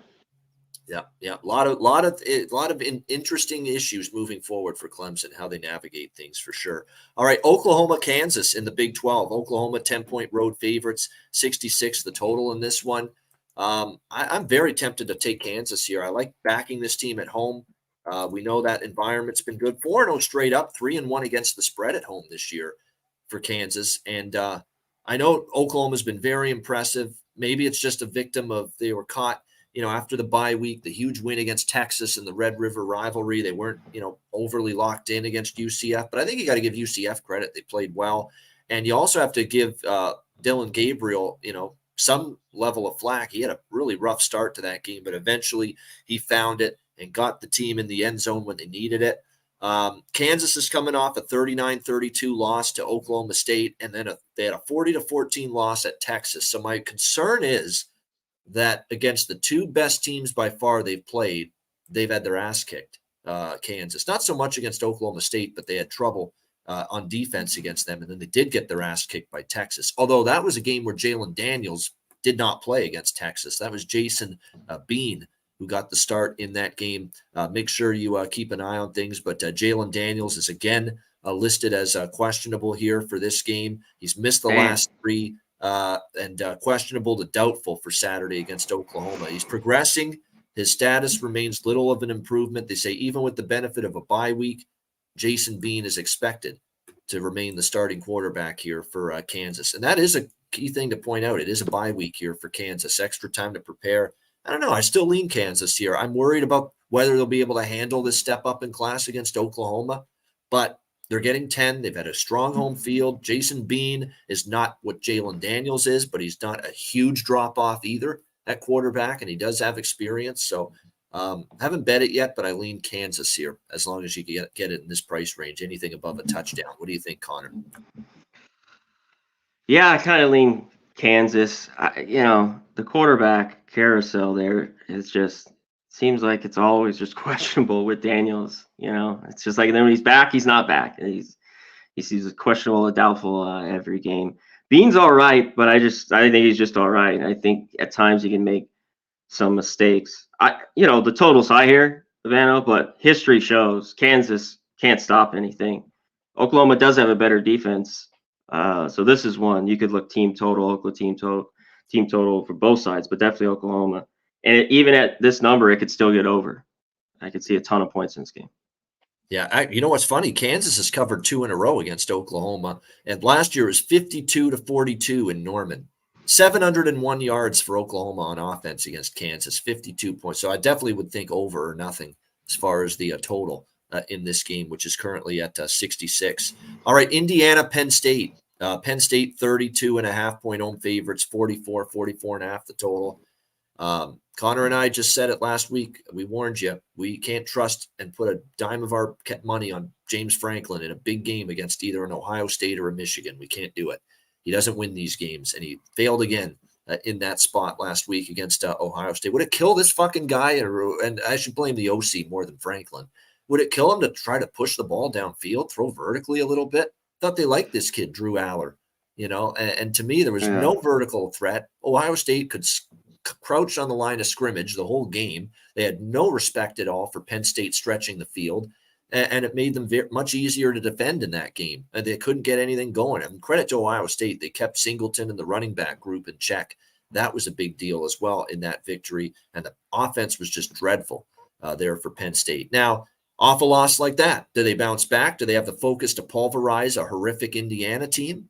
Or are they sleepwalking off a loss like that, which hurts them in the Big Ten race? Now, they're not out of it. They could maybe get themselves back into it a little bit if they beat Michigan, but he never beats Michigan either, James Franklin and Penn State. So I have my doubt that happens. There's no way I'm laying 32.5. No way. But Indiana's really, really bad. Really, really bad. When Rutgers is going in there on your home field and making you look stupid, that's a problem. That really is. And, I worry about Tom Allen's job security too. I think he's probably on thin ice at this point. I hear great things about the guy. He's a good players coach and all that, but they're not getting the results right now. And that's bad. That's Rutgers going in there and crushing you 31-14. So this is a pass for me. I don't think I can endorse either side with confidence. What do you think? No, back to it. Yeah, they didn't go down. It was just rough. And again, he just can't beat Ohio State and Michigan until they can prove that. And we heard a lot of people told me that they would, and it just didn't happen. And they beat up on teams like this. Normally, though, the number over the last few years, 2 touchdowns, but now 31. I'd look maybe like a Penn State team total here. Indiana, at times the defense has been okay, but they've gotten shredded too. Bovano, when you go through the numbers with them. And 31 last year's game, 45-14. I think this could be similar. So one thing with Franklin before that, 12 straight ATS. So they win and probably cover here. Just a huge number though. If it gets much higher, let's put it this way. This number's already gone up on Penn State. If it were to hit like something like 34, 35, I'd have to grab a little Indiana at that number, because you actually look at the last 2 years and it's It was a 31-point win for Penn State last year, and at home 2 years ago, it was a 24-point win for Penn State. Neither of them would cover this number. So that's why it's getting up there for me. It's getting to the point where I'd be tempted for at least a small bet on Indiana if it gets much higher. All right, Franklin knows the number though, Babano. He knows the number now. He wants to cover if he's there. Yeah, exactly. Oregon, Utah, Pac-12 action. Oregon 4.5 up to 7 now as road favorites in this game. 49 the total. Utah Utes. Really gutsy effort from Bryson Barnes, their quarterback. That was the best game he's played for Utah this season. Very good throwing the ball. Now, probably some of that is the USC Swiss cheese defense, which, again, couldn't get a stop with the game on the line. Shocker last week against Utah. But Bryson Barnes played really well, and he's getting better at the quarterback spot here for this Utah team. And that's huge for them. They already announced Whittingham after the game shut down for the season, Cam Rising. I knew it was inevitable. It was only a matter of time that was going to be announced. It didn't look like he was progressing enough from his injury to get back on the field. And finally, they made the decision after the game. That's it. We're shutting him down. He's done for the season. You are concerned a little about the spot for Utah. It was such a huge win on the road against USC. Can you come back? And now you got to play another really good Pac-12 team here, the Oregon Ducks. Oregon is probably the better of these two teams this year. And Oregon definitely, when you look at the recent rivalry that we've seen, and this is a good rivalry now in the Pac-12, a lot of history here, multiple Pac-12 championship games between these two teams. Utah beat them in the Pac-12 championship a couple years ago, 38-7. And then Oregon got them back last year, 20-17. So these have been this has been your Pac-12 championship matchup, these two teams, each of the last 2 years. But the one consistent has been Utah here at home. They've owned Oregon. 3 straight wins, 3 straight covers, 32-25, 38-7, 38-10. Utah's played very well here at home, and I respect this home field, and I respect Utah against Oregon on this field the last few years to not want to lay 7 with Oregon here on the road in this game. Not sure if I'll get to Utah, but I'm leaning to them. And I just don't go against Utah at home, especially when they're a dog. I just won't do it. And I love what I see out of Oregon, Bo Nix and the offense. Although Bucky Irving got banged up, the great running back for Oregon at the end of that Washington State game last week. Let me see what his current update is. He's probable, though. It was just banged up, nothing significant. Does look like he's going to play. So that is big for Oregon, big part of their offense. I still lean to Utah. I respect this home field. Very, very difficult to go into Salt Lake and beat this team. What do you think here, Conor? Yeah, Oregon, to me, is the better team. This won't be easy, though. And I think they could go in there and win, but I ain't catching me laying 7 in Salt Lake. No way. And I think it was more the SC Swiss cheese defense, Babano, than Utah and their offense coming to life with Barnes. But hey, they got it done. One thing was a little bit, we knew SC was going to score on them as well, but it was kind of quick. I thought at times, and Utah, both defenses made some stops throughout that game. But here at home, I have to be on Utah. It's just a full touchdown. You can't go away from it here. If Oregon wins, I think it's a very close game. I wonder if we get points, because when I see this, I go under here. Now, I think this game could be a little bit, lighter, because Oregon's defense is pretty good. And I think Utah will play better at home on the defensive side of the ball. So not only I like the 7, I look under the 49 here. All right, liking this total here as well for Conor in this Pac-12 showdown. All right, Wyoming, Boise State, little Mountain West action. In fact, the next 2 games are Mountain West games on the show here. Boise State, 5-point home favorites, 49 being the total in this game. You've got a pretty interesting matchup. How about Wyoming? Craig Bold, what he's done with this program is remarkable. 5-2 straight up, 5-2 against the spread this year. Loss against Air Force in their last game. But again, that was a 34-27 loss at Air Force, a very good team in this conference. They covered the number as 13-point dogs. They covered at Texas, in their previous tries. They're 2-0 ATS as road dogs this year. We know as a home dog, they've been phenomenal. The Texas Tech win on the first game of the year. They beat Fresno State outright as dogs, 24-19. I mean, this is just an underdog team. I like Wyoming here, getting 5, even on the blue turf. Boise's a team in decline. Boise's a program in decline. I mean, Andy Avalos, This hire's not looking good right now. I mean, what have they done this year? They beat North Dakota, an FCS team, struggled to beat San Diego State on the road and didn't cover. They won by 3 in that game. They lose at Memphis 35-32. They barely beat San Jose State. They don't cover at home against San Jose State. They only win by 8. And then they have that huge lead against Colorado State a couple weeks ago, blow it completely in the fourth quarter. The Hail Mary at the end, which gave Colorado State the win 31-30. This is a Wyoming team that has consistently been undervalued, consistently outperformed their expectations. And this is a Boise State team that's been overvalued all year, and they've completely underperformed their expectations. So it's Wyoming for me in this game. Connor Mack, what do you think? Yeah, and what I like to see is Wyoming now going on the road and covering some numbers. And Boise State's, just not the same. The Smurf turf, there's not much there, especially after blowing that lead. I had Colorado State, so I was very happy in that game, but huge lead, blew that a few weeks ago. I think this total's too high. Boise's been a kind of a dead over team here this year, but it's cold. Wyoming's slow. I thought at 50, we stay under the total in this one as well. So not only I like Wyoming, I think we stay under here. And it's already dropped. I see 49s, 48.5s. This rivalry, it's been very close, and I think this game's close. 24-21, 2017. So I like both. Not the dog, the under. Definitely, it should be an under game. I agree with you there as far as the total goes. And like I said, Wyoming, it's been a nice run. And look at last year. It was at Wyoming, but Wyoming's covered 4 in a row against Boise State. 4-0 ATS. They lost in overtime at Boise in 2019. They lost by 8 at home against Boise in 2020. They lost by 10 at Boise a couple of years ago, but Wyoming was really down at that particular season. And then last year was a 3-point win for Boise against Wyoming. And that's what Craig Bull does. He just finds a way. His teams just find a way to hang around in these games and stay in there. And they're not pretty. Andrew Peasley's not a terrific quarterback to watch, not by any stretch, but they run the football good enough. They're great at forcing turnovers. They have good special teams. They play the field position game, and they just find themselves in a lot of these games. And Boise, to me, is not good enough to trust to win really at all right now, let alone win by margin with what I've seen from them. All right, next up, another good one in the Mountain West, UNLV. How about the Rebels this year? Rebels, baby. Season under Barry Odom. Have they finally hit the jackpot with one of these coaching hires? It's looking like maybe they have with Barry Odom, who's done a nice job here.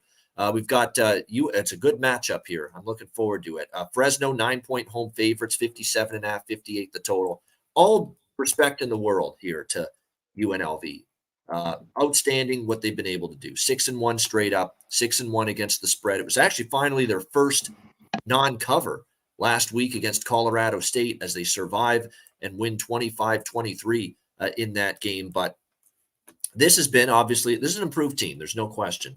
Jaden Mayava is pretty solid at quarterback for them. Vincent Davis Jr., Donovan Lester running the ball.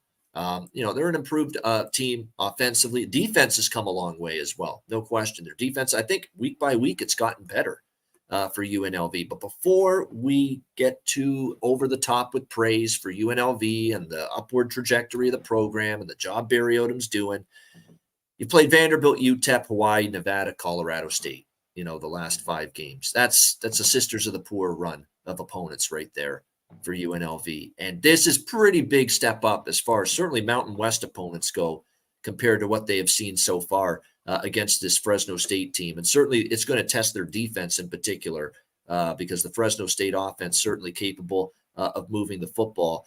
You look at Fresno State here, it's going to be interesting to see who's at quarterback. It's been, of course, for the last few games, last couple games at least, been Logan Fife. Mikey Keene, of course, didn't play last week against Utah State. We'll see if he's able to return for this game following a bye week, by the way, for Fresno State. They are off a bye week for this game. We'll see if Mikey Keene's able to return. You're getting 9.5, and this team's covered 6 of 7 this year. And Fresno, the last 2 games, they lost at Wyoming as favorites. They lost outright, or they beat Utah State, but they didn't cover as favorites 37-32 last week. And then, of course, the week before that against Nevada, they won 27-9, didn't cover that game. They have failed to cover 3 straight, Fresno. But do you trust UNLV even getting these amount of points? Because this is a much bigger challenge as far as quality of opponent than what they've seen the last few weeks. And they got to go on the road and face a team that's coming off a bye week. UNLV has been competitive with Fresno. Last 2 years, Fresno won both games, but the margins were 8 points or less. The margin of victory in both games. I actually lean Rebels here, and I'm willing to buy in and willing to say, you know what, even though this is a step up for UNLV and Fresno's off a bye, especially if Logan Fife's at quarterback as opposed to Keen, I'd be more willing to take a shot here that UNLV can hang in this game, just like they have the last 2 years against Fresno State. What do you think, Connor? I think the quarterback's big. Yeah, whether Keen's in or not. If he's out, Keen is an upgrade, Fife, no doubt. Yeah. He's all right, but Mikey Keen's out. I like the Rebels even more. I really was like, man, if I could just get over 10 and a half, I would really like UNLV because they have played them close the last few years.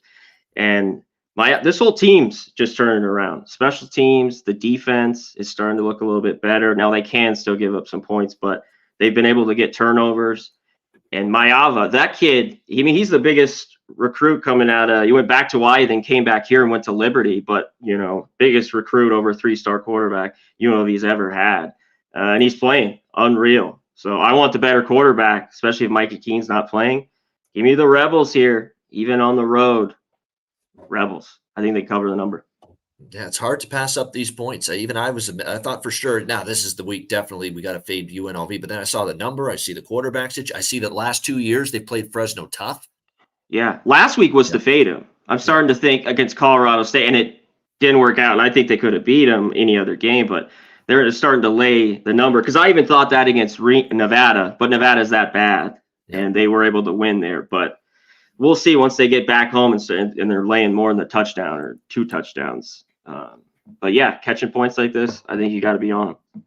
Yeah, Mayava's actually given them some pop offensively. And you know what? Fresno defense kind of last couple of weeks, not nearly as good. I'd lean over, and I'd really like the over if we get Keen back on the field at quarterback here for Fresno State in this game. All right, next up, USC Cal. USC 11-point road favorite, 67 the total in this game. Soon as I saw the look on the face of Caleb Williams after that game-winning field goal went through the uprights for Utah, I'm like, I'm betting Cal next week. I said it right there to myself right after that. I'm betting Cal next week. I don't care what the number is. I'll be on the California Golden Bears next week, and I like California here. That's now a dagger loss for USC, because at least after the Notre Dame loss, you're thinking, Pac-12 championship, we can still get it done. And now your second loss and your first Pac-12 loss, could they? Now you're going to need to win out, and you're going to need a lot of help. And I don't. And first of all, mentality is a question. Psyche is a question now after their second loss last week against Utah on a heartbreaker like that. Again, the defense complete. When's Alex Brink going to pay the price for, or Alex Grinch, I should say? When is he going to pay the price for this defense being so horrific or so horrid for multiple years in a row? I mean, they get the big kick return. They get the touchdown to go ahead late in that game. And the defense, just one stop they need. One. And somehow they lose contain on the quarterback, who's not even the best running quarterback you'll ever see. And Barnes rips them for that, 20, 25-yard run that puts them in position. Hideous defense, awful. And it just continues to let this team down over and over again. And it did last week against Utah. How can you lay 11 points in this spot where you question the psyche and a bad defense now going on the road, laying 11? No, thank you. I like Cal here in this game. The one thing about Cal, too, is, they've had some quarterback carousel going on this year. They played all 3 guys, Sam Jackson, Ben Finley, Fernando Mendoza's the guy that we've seen the last couple of weeks. He had a great game against Oregon State, did struggle at Utah last week, but a lot of young quarterbacks are going to struggle against that defense on the road. Now you're at home, you're facing this USC Civ defense. I think it's an opportunity for Mendoza, assuming he's still at quarterback this week, to get going, put some points on the board, lean over, and I definitely like Cal plus the 11. What do you think, C-Mac? Oh, yeah. I'm on Cal here. It's automatic. This team, when we did the live stream, SC, if you're laying points, you can, I don't know. Take their team total. We talked about it all year. Like, if you want to bet on SC, they still can score, and I think they will here. The Cal defense has not been great at times. But when you lay points with a horrible defense, it's just a bad scenario. That's why I like, Utah last week. And I like Cal here. Now you go on the road. So that's it. Take Cal. They're leaking oil at USC. I mean, they barely squeaked past Arizona in overtime. The loss at Notre Dame, the loss last week at home against Utah. Yeah, it's starting to come unglued a little bit for USC here as we continue to go along here in the season. All right, Washington State, Arizona State. We've got Washington State 6.5-point road favorites, 51.5 being the total in this game. I actually lean to the road favorite here a little bit, Washington State. That was an all-out effort from Arizona State. Part of it was Washington was flat as a pancake. Don't give Arizona State too much credit for playing the Huskies as tough as they did. That they were flat from the beginning, right from Michael Penix Jr. right on down the entire team. You could tell that Washington was just totally lackadaisical, coming off the huge, it was a physical, mental, emotional roller coaster ride against Oregon, the big win the week before that, and they fell victim to it, and it nearly cost them, 15-7. They were in danger of losing that game for a large part against Arizona State. So I don't want to give Arizona State too much credit for that. Trenton Bourguet, their quarterback, is still, a work in progress. He's all right. He's been better than anything they had before, Drew Pine and the others, but still not great. The defense was very good last week, but again, a lot of it was Washington just not executing, just completely played their damn near a D- game, if you ask me, from Washington. But I think the spot was a big part of that. I think Washington State, even though they lost to Oregon last week, they showed me some life again because they got destroyed in 2 games by UCLA and Arizona. But they were competitive for much of that game against a very good Oregon team on the road. Cameron Ward got some of his mojo back. At least the offense was able to move the football again. Less than a touchdown, I could only look Wazoo in this spot. I think Arizona State, that was more Washington, just a damn near no-show in that game. Flat as can be from the very opening kickoff, more than giving Arizona State credit for hanging close in that game. What do you think, Connor? Yeah, Washington was dead flat, but I got to give Arizona State credit. This defense has been playing better. And if you hold Washington to no offensive touchdown, that touchdown was a pick 6. Yeah. The rest, they just kicked field goals. Yeah. They got Penix to turn the ball over, and they were asleep. I mean, they probably should have had a couple scores there. But from week to week, this Arizona State defense is turning it around. Now they still struggle on offense here. I want 7. But even 6.5, I like Arizona State. Washington State just hasn't been able to turn the corner. I thought it was a ton of points against Oregon, and you were right. Ward looked better, and they hung around a little bit and got the cover. But now going back on the road, I like the 7 here. If I can get a 7 with Arizona State, and I lean under. As much as Washington State's up and down, I like how Arizona State's defense is playing. So lean on the under, but like the 6.5. All right, and another Pac-12 matchup, Colorado and UCLA. It is UCLA 17-point home favorites, 63.5 being the total in this one. Very impressive by UCLA. Now, again, that was Stanford that they played last week, but you got to give UCLA credit. It was a terrific defensive performance from them as they completely shut down Stanford, 42-7 beat down. And I liked UCLA actually in that spot last week just because I didn't trust Stanford after the win against Colorado, that miracle comeback in the second half and in overtime, and they just completely could not play that well again against a much better UCLA team. This is a really good defense this year for the most part for UCLA. They had the bad game against Oregon State, but really outside of that, they played very well on that side of the ball. What can Colorado do now? Dion has a bye week. Okay, Colorado's off a bye. That certainly is something that works in Colorado's favor. This is a really tricky game. I mean, situationally, there's things to like about Colorado, but you look at the O-line, it hasn't been great. And the one thing, the UCLA defensive front has been much improved this year. I worry about that matchup. Good news is Travis Hunter's healthy now.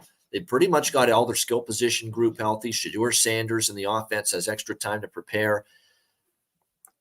And look, I cashed with UCLA 17-point favorites on the road at Stanford, and here they are 17-point favorites at home against Colorado. Colorado definitely got more talent than Stanford. I don't know if I'd want to lay this many again here with UCLA. Do I want to take Colorado? I'm not sure. They are off a bye. I guess the slightest of leans for me to Colorado, but I also worry that every time they've played someone even halfway decent, it's been rough. USC, Oregon was bad. The Stanford, Arizona State performances don't really do much for me. And of course, they had that awful second half. So for me, this is probably a game I stay off. Lean slightly to Colorado. I don't know if I'll get there, though, with a bet. What do you think, Connor? Yeah, this game, I don't really want it because I think it could get over here on the total because I like UCLA's defense, though. We'll see what Colorado can do here because I think they could shut him down. And I guess there's always the back door, but I think UCLA, I just really don't want to lay 17.5, but I think they win here pretty easy to Roseville. Much better defense, UCLA. I think there's not much argument. Oh, yeah. Colorado has just been, look at the points they've given up, 42 to Oregon, 48 to USC, 35 to Colorado State, 46 to Stanford. Awful defensive performance there. So you're right. At least Colorado can move the ball a little bit, but their defense has really, really fallen on hard times the last few weeks. Oregon State, Arizona. Next up, Oregon State 3.5-point road favorites, 56.5 the total here in this game. This Arizona team Jed Fish is really doing a nice job. Program is definitely taking steps in the right direction. 6-1 against the spread this year, Arizona. So they've been undervalued quite a bit. Oregon State, very good team. Their only loss was, looking back on it, you wonder how they lost it, but 38-35 to Washington State. They're that close from being 7-0 right now, Oregon State. So this is a tough one for me. I like Oregon State a lot. The offense, with DJU at quarterback, Martinez at running back. Defense in the last couple of games has shown some warts, but they've been able to outscore their issues. Arizona, though, they're rolling. They've covered 6 of 7, 3 in a row in Pac-12 play. They took Washington down to the wire in a loss, USC down to the wire in overtime in a loss, and then they thumped Washington State 44-6. Both teams coming off a bye week, so no advantage there. I'd actually lean Arizona slightly as long as it's at 3.5. I don't really want to bet against Oregon State either. These are bet on teams for me, both of them. But if I had to choose, I'd lean Arizona. What do you think, Connor? Yeah, this is just tough for me because the value's a little gone from Arizona. The team I've taken like 6 times this year. Now it's just 3.5. Fifita's that good. This guy can throw it around. He's not a big guy. But and I think he could do that here. And Oregon State, not the same team on the road. I do think they're a little bit better, just all the way around than Arizona. And you mentioned both off the bye. I think this is a good football game. Arizona needs to score, I think, for you to kind of back them. But I think the total's a little bit high. But Oregon State has scored, some higher scoring games, this year. So lean a little bit under. But I got to look at it a little more. Yeah, I would lean over as well. And yes, Noah Fifita, ever since he's taken over the quarterback, and look, it was due to injury. It was not coach's decision. It was injury. Jaden DeLaura was injured. But now Jaden DeLaura participated in practice this week for Washington State. The bye week definitely helped him. Could he be back at quarterback? I don't know, though. Noah Fifita has been really good. It's one of those cases where, does Jaden DeLaura really deserve to lose his starting job due to injury? Probably not, because he played pretty well. But at the same time, since he went out to that injury and Noah Fifita's taken over, he's been phenomenal. It's like 75% completions, 8 touchdowns, just 2 interceptions for Fifita since he's taken over. So he's got a tough decision here, Jed Fish, going into this game. What does he do?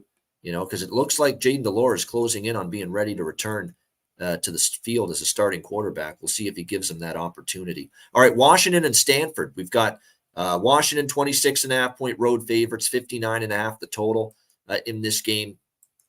I would only lay it with Washington here. And this is like last week, I thought it was a good spot to take Arizona State. It proved that way. Now you're going to have Washington and coming into this game thinking, you know what? Last week, we didn't play the way this Washington Huskies team is capable of in any phase of football, especially on offense. I think Michael Penix Jr. in particular is going to look at that game and say, I need to be a whole lot better. I mean, just to see him go 275 with no touchdown passes and 2 interceptions, that did a dent to his Heisman case, quite honestly, Michael Penix Jr. I think he's still probably got a good chance to win it because he still won the game in the end, even though it wasn't pretty last week, but it definitely dented his resume for the Heisman. And I think if you're Washington, you have to come back here on the road and say, you know what, we got to get back to looking like we did before last week. I think you lay it or you pass on this game. You either lay the big number with Washington. I think they're actually going to be fired up to show that last week was an aberration. We played that poorly, especially on offense. So this might be a Washington first half full game split, but I know I don't want Stanford. We saw Stanford last week against a really good team in UCLA, and you could say Washington's every bit as good, if not better, than UCLA. So, and I think they've got the focus this week, Washington, to bounce back after what they know, even though they won, was a shoddy effort against Arizona State last week. What do you think, Connor? Yeah, and Stanford, I forgot to hit on with UCLA. Garbers was really good. He just shredded them up. He started for UCLA. I think he threw for 260, and they even took him out because they were just whipping their ass. And maybe this move could be permanent. I don't know. Moore has made a lot of mistakes for them, but here I think Washington does come out better. This line's huge, though. This line is huge. But Bano, I think if you like Washington, maybe the first half, like you were saying, but I think you'd look team total. I think the offense gets back on track after just getting bogged down, turnovers. They had to settle for field goals. So I'd look that way with Washington, and it'll be tough. Can Stanford move the ball the big second half? And then last week, and we just talked about that UCLA defense is very, very good. So can they get anything done here? I'm not so sure. All right, next up, we've got the world's largest outdoor cocktail party, Jacksonville, Florida, the annual matchup between Georgia and Florida. We've got Georgia at 14.5-point favorites, 49 the total here in this one in the SEC.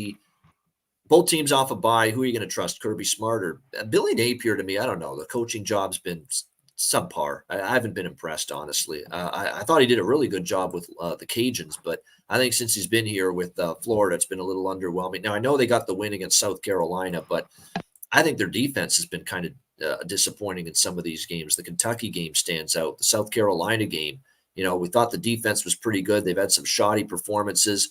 Last 2 years, 34-7 Georgia, 42-20 for Georgia in this matchup. And even the year before that, 44-28. So none of these games have been closer than 16 points.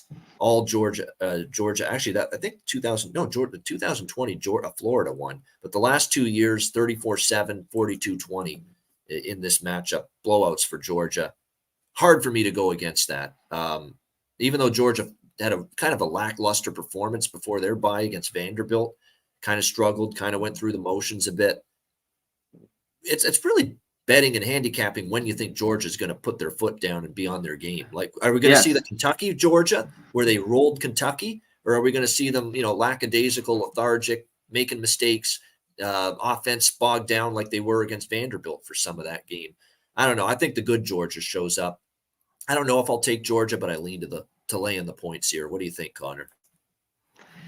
Yeah, I mean, obviously, this is one of the games they got to get up for because Georgia, one of their easiest schedules I've seen in years for a team that's number one. It is easy, but this is one of the bigger games. So, like the Kentucky, I do think they get up, but it's been hard to trust them.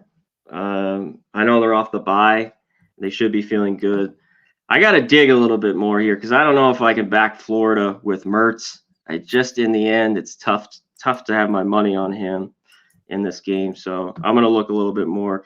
It seems a little cheap if the real Georgia comes to play here. I think they can win big. I think what concerns me too is we have a common opponent here. Florida at Kentucky lost 33-14. Georgia against Kentucky won 51-13. So, I mean, not even close. I mean, you got Florida blown out by Kentucky. Georgia blows out Kentucky. So, yeah, for me, Georgia or nothing. Doesn't mean I'll lay it, but I don't want Florida. I don't want Florida in this game. All right, next up, we've got Pittsburgh, Notre Dame. Notre Dame, 20.5 point home favorites here, 44.5 being the total here in this game. Yes, no Brock Bowers is big, and that is something that you have to factor in. You're right. Yeah. that down the line. That's a huge part It of could that be huge. offense. Yep. No Oh doubt. yeah. This game here, Notre Dame laying a big. I just generally don't like Notre Dame in this price range, and this has been this way for years. You get Notre Dame, in this laying almost 3 touchdowns at home. I don't really always have the utmost faith and confidence in them in this spot. I mean, the last time we saw them 35-point favorites at home against Central Michigan, they only won by 24. That kind of point spread range is not really one where I trust them. Now, they are off a bye week following the big win against USC. But this reminds me, too, there was the Texas game, it was Oklahoma, rather. Oklahoma beat Texas, had the bye week after the big win, and they were life and death to beat UCF last week. I'm not saying Notre Dame's going to be life and death to beat Pitt, but you're asking them to win this game by 3 touchdowns. That's asking a lot. And the one thing about Pittsburgh, they haven't lost by this kind of number all year. They lose by 6 to Cincy, 17 to North Carolina, 17 to Virginia Tech, 4 to Wake Forest. So they have not been a team that's lost by this kind of margin all season long. And I actually do think their quarterback play has improved a little bit since Christian Bayou took over at the quarterback spot the last couple weeks. And defense is still a little shaky for Pitt, and that concerns you against Sam Hartman, Estime, and this good at Notre Dame offense. But in this spot, and based on where the number is, I would definitely give some consideration this week to looking at the Pitt side in this matchup. What do you think, Connor? Yeah, I'm going to take the points with Pitt. This is huge. We see this total, too, right here at 45. Yeah, I mentioned Notre Dame about a 3 touchdown favorites. I don't want it. I think since the quarterback change has been good for Pitt, and it's kind of woken them up. And I think their defense is pretty good. They can get burned a little bit, but I like how they've been playing. And Notre Dame's not the flashy offense. And they're not, they don't play fast. I think they can hang around. So I'll be on the points with Pitt. All right, we'll take a look. Next up, we've got Ohio State and Wisconsin. Ohio State 14.5, 15-point road favorites. The total 43.5 here in this game. Ohio State, the big game against Penn State last week. Gosh, I don't want to lay this number with them in this spot on the road where, Ohio State, I know they've had some good performances on the road, but Purdue, they've crushed them, and they had the big road win against Notre Dame. And certainly they have the chance to completely stifle this Wisconsin team. Although credit to Wisconsin, what a comeback for them last week, including scoring the game-winning touchdown. Braden Locke, who looked totally terrible a couple weeks ago when he entered the game against Iowa, but he put a drive together when he needed to, and it wasn't pretty, but he needed a drive. He got it in the final minute, and that's more of an indictment on the Illinois defense for allowing it. That defense just has not been any good this season and allowed Wisconsin to come back in that game. But it's going to be much tougher sledding for Locke. He's a very inexperienced quarterback now playing against this caliber of defense. Ohio State, by far, for the first time in years, you can say Ohio State's a middling offense, but their defense is great. It's usually been the reverse. Their offense is great and their defense is suspect. Not this year. Ohio State does have their best defense in a long time. I lean under for sure in this game between these two teams. As far as the side goes, I don't want to lay with Ohio State in this spot, but I don't trust Wisconsin enough to back them, so it's a pass. What do you think, C-Mac? Yeah, it's just the Ohio State defense has been the big thing so far this year after the last 3 or 4 years where that was a little bit of their problem. They scored a ton and won shootouts. And when they played Wisconsin, these games have been a lot more points. There could be a little bit of a hangover, though, here with Ohio State, maybe early. I was looking at Wisconsin maybe first half in this game. I think it could be low scoring as well. So Wisconsin first half here. I think Ohio State wins, though, in the end. Yeah, Better I team. just don't have enough confidence in the Badgers offense here against this kind of defense. Yeah, this is not a great offense with Wisconsin. It's tough to watch. It's not. And the one thing, too, is if Braylon Allen can't get going running the football here for Wisconsin. Look, there's a great run defense. They're allowing 3 yards per carry, this Ohio State defense on the ground. That's going to put even more pressure on this young quarterback, and I'm not sure he's going to thrive in that kind of situation. All right, BYU, Texas. Texas 17.5-point home favorites, 50-51 the total. I'll tell you what, after Texas had that big lead, they thought it was going to be easy. They're going to cruise. They're going to roll against Houston, and all of a sudden, here comes Houston roaring back, tying up that game. That's definitely given me some pause to lay 17.5 with Texas here against this BYU team. A BYU squad that, 27-14 win against Texas Tech last week. Now, granted, they were down to a third-string quarterback, Texas Tech, but, you only play who you can play on your schedule, and they took advantage of it. Defense played well, but this is also a defense that the week before that, 44-11 on the road at TCU, they got absolutely destroyed. So this is another one where I don't have a strong take on it early in the week. After what I saw against a mediocre Houston team that they just completely let them back in the game, defense, shaky. Now all of a sudden, the Oklahoma game, the Houston game for this Texas team, I'm not ready to comfortable laying a number this big, but I don't know if I'm ready to trust BYU on the road against this team either, because the last time they were on the road, they got trounced by TCU, and Texas is still better than TCU this year. So 44-11 at TCU doesn't give me enough faith to take BYU here either. C-Mac, what do you think? Yeah, BYU at home, I thought was a great play this weekend versus Texas Tech. And one thing, that game stayed under, just not a lot of points in the second half. They had a big lead. Texas Tech couldn't get anything done. But BYU on the road, they're not very good. I like the over. I think this total's too low. I think Texas can do whatever they want. And yeah, they bounced out, 14-0. And you're right, just let Houston back in there in the second quarter, and ended up the game being a little bit closer. But I lean Texas here, maybe even their team total and over. And keep in mind, Quinn Ewers left the game in the fourth quarter last week against Houston with the shoulder injury. He's week to week, and he's doubtful for this game against BYU, which means, but don't be careful overreacting to it, because this is a situation where there's little drop-off, at least on paper, with the three quarterbacks at Texas. Quinn Ewers is good, but Malik Murphy, who's next man up, is very capable, and he's a five-star. He's very capable of going in there and playing well. And just like Arch Manning, who's now going to go from QB3 to QB2, he's a five-star guy as well. Like, they are loaded with these blue-chip quarterbacks, Texas. So be careful saying, oh, Quinn Ewers is out, Texas is vulnerable. No, I don't think that's the case. Malik Murphy, who's going to start probably in this game, he is definitely going to be capable of leading this offense with very little drop-off, in my opinion. All right, next up, we've got Mississippi State and Auburn in the SEC. Auburn, 7-point home favorites, 43.5, the total here in this game.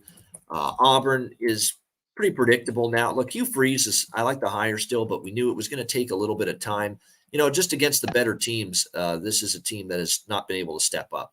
You look at the last four losses, A&M, Georgia, LSU, Ole Miss, they have definitely had a hard time.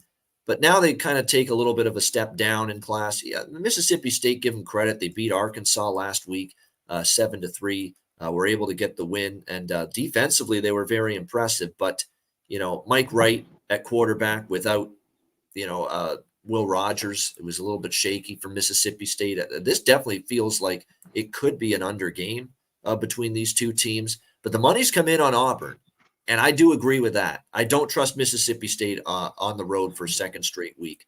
I know, to me, Arkansas made a lot of mistakes in that game. Let's not forget that they had lost by 7 to South Carolina. Auburn has faced a murderer's row here with A&M, Georgia, LSU, and Ole Miss. That is a very difficult quartet in the last four games for Auburn. So I actually understand why they opened as a favorite and they're taking money. I think this is kind of a get right spot for Auburn. Their defense is still, shaky, but this is a much weaker offense that they're playing now.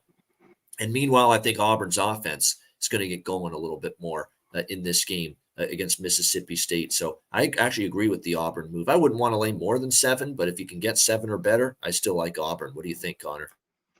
Yeah, if it's under the touchdown, it's kind of it. I don't want to lay more than that with Auburn, even at home. I don't know what happened with Arkansas. It's just like, that was so bad to watch. And the Mississippi State defense. Yep. Yeah, I hadn't seen any of that all year long. And they actually got shoved, defensive line got in the backfield. We're pressuring, we're all year long. They couldn't do anything. And we're just getting the ball thrown all over them. Right, if he's going to be in again, if Rodgers is out, didn't have to do much. He's a dual threat guy, but he doesn't throw the ball well. So it's kind of weird because I'm like, I don't know what team comes to play here with Mississippi State. There was just a totally different team, and Arkansas looked awful last week. So I lean Auburn here a little bit if you get under the TD. All right, we got Vanderbilt and Ole Miss staying in the SEC. Ole Miss 25.5, 26-point home favorites, 63.5 being the total here in this SEC matchup. Ole Miss, solid win for them last week against that aforementioned Auburn Tigers team. We'll see if they can keep it rolling here against Vanderbilt. Vanderbilt finally covered a point spread. Long overdue, but finally they get the point spread cover against Georgia in their last game, and they're off a bye week. And again, these mid to later in the season bye weeks, when you've been playing every week, they matter. And those are usually nice spots to want to back teams. I'm tempted by Vandy here a little bit. I am. We finally see they were competitive against Georgia, relatively competitive. 37-20 in that game. Their offense, when it's on and when the quarterback there isn't making mistakes, Ken Seals, and he can run a little bit, they can be solid. Their defense still isn't very good, and that's the concern here. I think the over's probably in play. Ole Miss should be able to score on Vanderbilt. I think Vanderbilt can put up some points. Hell, they put up 20 against Georgia. If you can put up 20 against Georgia, you can probably get yourself to 24, 27, 28 here against this Ole Miss team. So I like the over. I'm tempted by Vandy now for the first time in a long time. Now that they finally got that point spread cover against Georgia, maybe now that's a sign that, and coming off a bye week to get extra time to rest and prepare, maybe now is the time to step in and try to back this Vanderbilt team. What do you think, Conor? Yeah, the total's a little bit higher than I want. Vandy's been able to get over basically 6 or 7 in a row, depending on what that Wake one would have pushed. But they've been able to score, and they got 20 against Georgia. I think they could get a few scores in this one. I know they got the cover there. I really don't want them. I feel like I need over 30 to maybe even look Vanderbilt's way, even off the bye. But Ole Miss coming back home could be a little bit flat. And sometimes that offense is like, what's going on? They don't look all there, and then they can just turn it on. So, yeah, and it's just a little bit high. It's probably a game I don't get involved. All right, we got 2 games left. South Carolina, Texas A&M is next up. We've got A&M currently 14-point home favorites, 53.5 being the total in this game.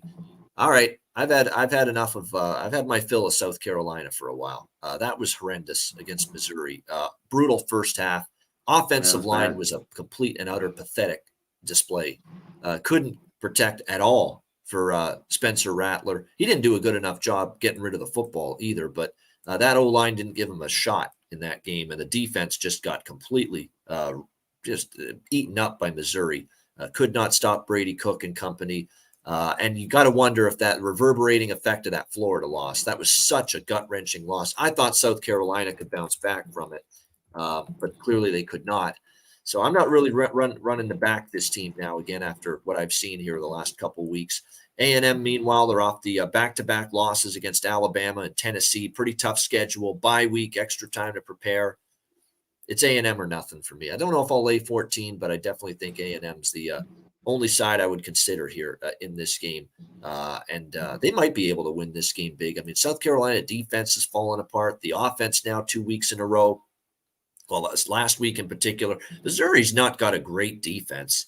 So to be held down to 12 points and struggle so much to get points on the board, that's not a good sign. I think this could be another rough week for South Carolina. What do you think here, C-Mac?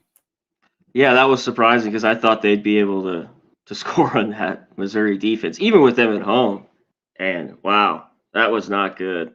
Trouble with South Carolina. And A&M lost to them, and they've really owned them in years past. And I always like A&M at home a lot better. But 2 touchdowns, though, here. And it's not that I'm running to South Carolina. Might be a little bit of a stretch. And A&M has the better defense for sure. And they should come to play, especially off the bye. But I don't know if I want to lay the 2 touchdowns here. I might just be off. All right, Cincinnati and Oklahoma State. Final game here on this edition of Hitting the Books. We've got Oklahoma State, 7.5, 8-point home favorites, 54 the total here in this game in Stillwater. I mean, you got to basically separate Oklahoma State's season now into two seasons. I mean, the first season, Gundy's searching for a quarterback. He plays Rangel. He plays his kid, Gunnar Gundy. He plays Alan Bowman. He plays all three. And the offense for the first few weeks, the Arizona State game, the South Alabama game, they couldn't really get going. They started to show signs against Iowa State. And now the last 3 weeks, the 3 straight wins, 3 straight covers, and outright wins as underdogs against Kansas State, Kansas, and West Virginia. They scored 29, 39, and 48 points in those games. He has been absolutely terrific, Alan Bowman, and the whole offense has just been great. They've been running the ball all right, throwing it very well, and they're playing fast again because Gundy's got confidence in this offense. That's another thing. They've cranked up the tempo again because they know they've got an offense they can count on now. The question is, what are you going to get from Cincinnati? I certainly don't think Cincinnati's going to shut down Oklahoma State. Oklahoma State's going to score their points. Cincinnati's given up 30-plus points now in 3 straight games. The defense for Satterfield's bunch has fallen off, and it's not going to get any easier here. This is one time, and I prefer Mike Gundy in the underdog role. Let's see how he does as a favorite here, but I would still lean to Oklahoma State here. And this is the one time I might consider laying the points with them. They look like they're a house of fire right now. They're on a roll. They're playing great football, and Cincinnati's fallen off. 0-5 straight up, 0-5 against the spread. A really poor game against Baylor. Don't be fooled by the final score. Baylor kind of limped to the finish line, but Cincinnati for 3 quarters was getting outplayed by a mediocre Baylor team at home. That's not what I want to see when you're going up against Oklahoma State on the road. They're not a very good team right now. I like the favorite, and I'm definitely, until proven otherwise, over in Oklahoma State games. What do you think here, Connor? Yeah. Went from like 8 or 9 straight unders with this team to like 3 straight overs, and the offense is just and like easy, you mentioned, easy overs too. Yeah, they've just cashed with these, and what it seems like you just hit it. The Cincinnati defense is wearing down a little bit. They're pretty good. And they have a great D line, and they've been able. The numbers are pretty good against the run. Oklahoma State's been able to run it. And the turnovers and Emory Jones, they're just at the worst time for him. He's athletic, he can run, but just he'll fumble it or he throws a pick. Just seems like when they're right about to score, just the worst spots. One thing, they are getting over the touchdown, but I just like how Oklahoma State has been looked the last few weeks. So I slightly lean too. This was one under touchdown would be a lot better, but I lean them too here. Playing good football. Yep, 2 teams going in opposite directions. It sure seems like that's what we have here in this game. All right, great stuff. Well, what we have here is a great group joining us in our chat for another edition of Hitting the Books. It's been another great show. Hit the like button on the way out if you haven't done so already. We've got lots coming up on the channel later today. We've got Mike M's new show, Last Call, debuting at 6 p.m. Eastern, Monday Night Football live stream tonight for 49ers and Vikings. Make sure you join us for that tonight. Lots throughout the week as well. So make sure you tune into all things Pub Sports Radio. Hit the like button again if you haven't done so already. C-Mac, some final thoughts before we say goodbye. Yeah, play a juice. Watch the whole show, my man. We disagree on plenty of Hey, he likes Arizona State, and I like Washington State. So there you go. There's plenty. I play a lot of unders, but Bano don't sniff unders. But listen to the show. Hit the like button. Or you know what? Hit the dislike button. I don't give a shit. But shout out to everyone that always shows up, and shout out to everyone in the green, all our Pub Sports members. Shout out to Jay Peasy with the $5 dono. We appreciate you. Another week of football. Always a great time to break it down on a Monday. It always helps out for the rest of the week because I just stare at the sheet every day with Van and go through it over and over again. But great show, my man. Appreciate it. Yeah, I agree. I mean, it gives me a starting point. Most of these early week opinions I give on the show, I usually end up betting them. Some I will stay off, but and there's very few instances where I'll completely change my opinion. I find that mostly what I say on this show early in the week, I stick with it. It's just a question of, do I bet that side? Do I bet that total or do I not? That's usually the decision that goes through my mind later in the week. But yeah, great show. We appreciate you guys tuning in. Hit the like button on the way out. For Connor Mack, I'm Ian Cameron. This has been another edition of Hitting the Books right here on Pub Sports Radio. Join us again next Monday, 1 p.m. Eastern, 10 a.m. Pacific, for another edition of college football Hitting the Books. Until then, class dismissed.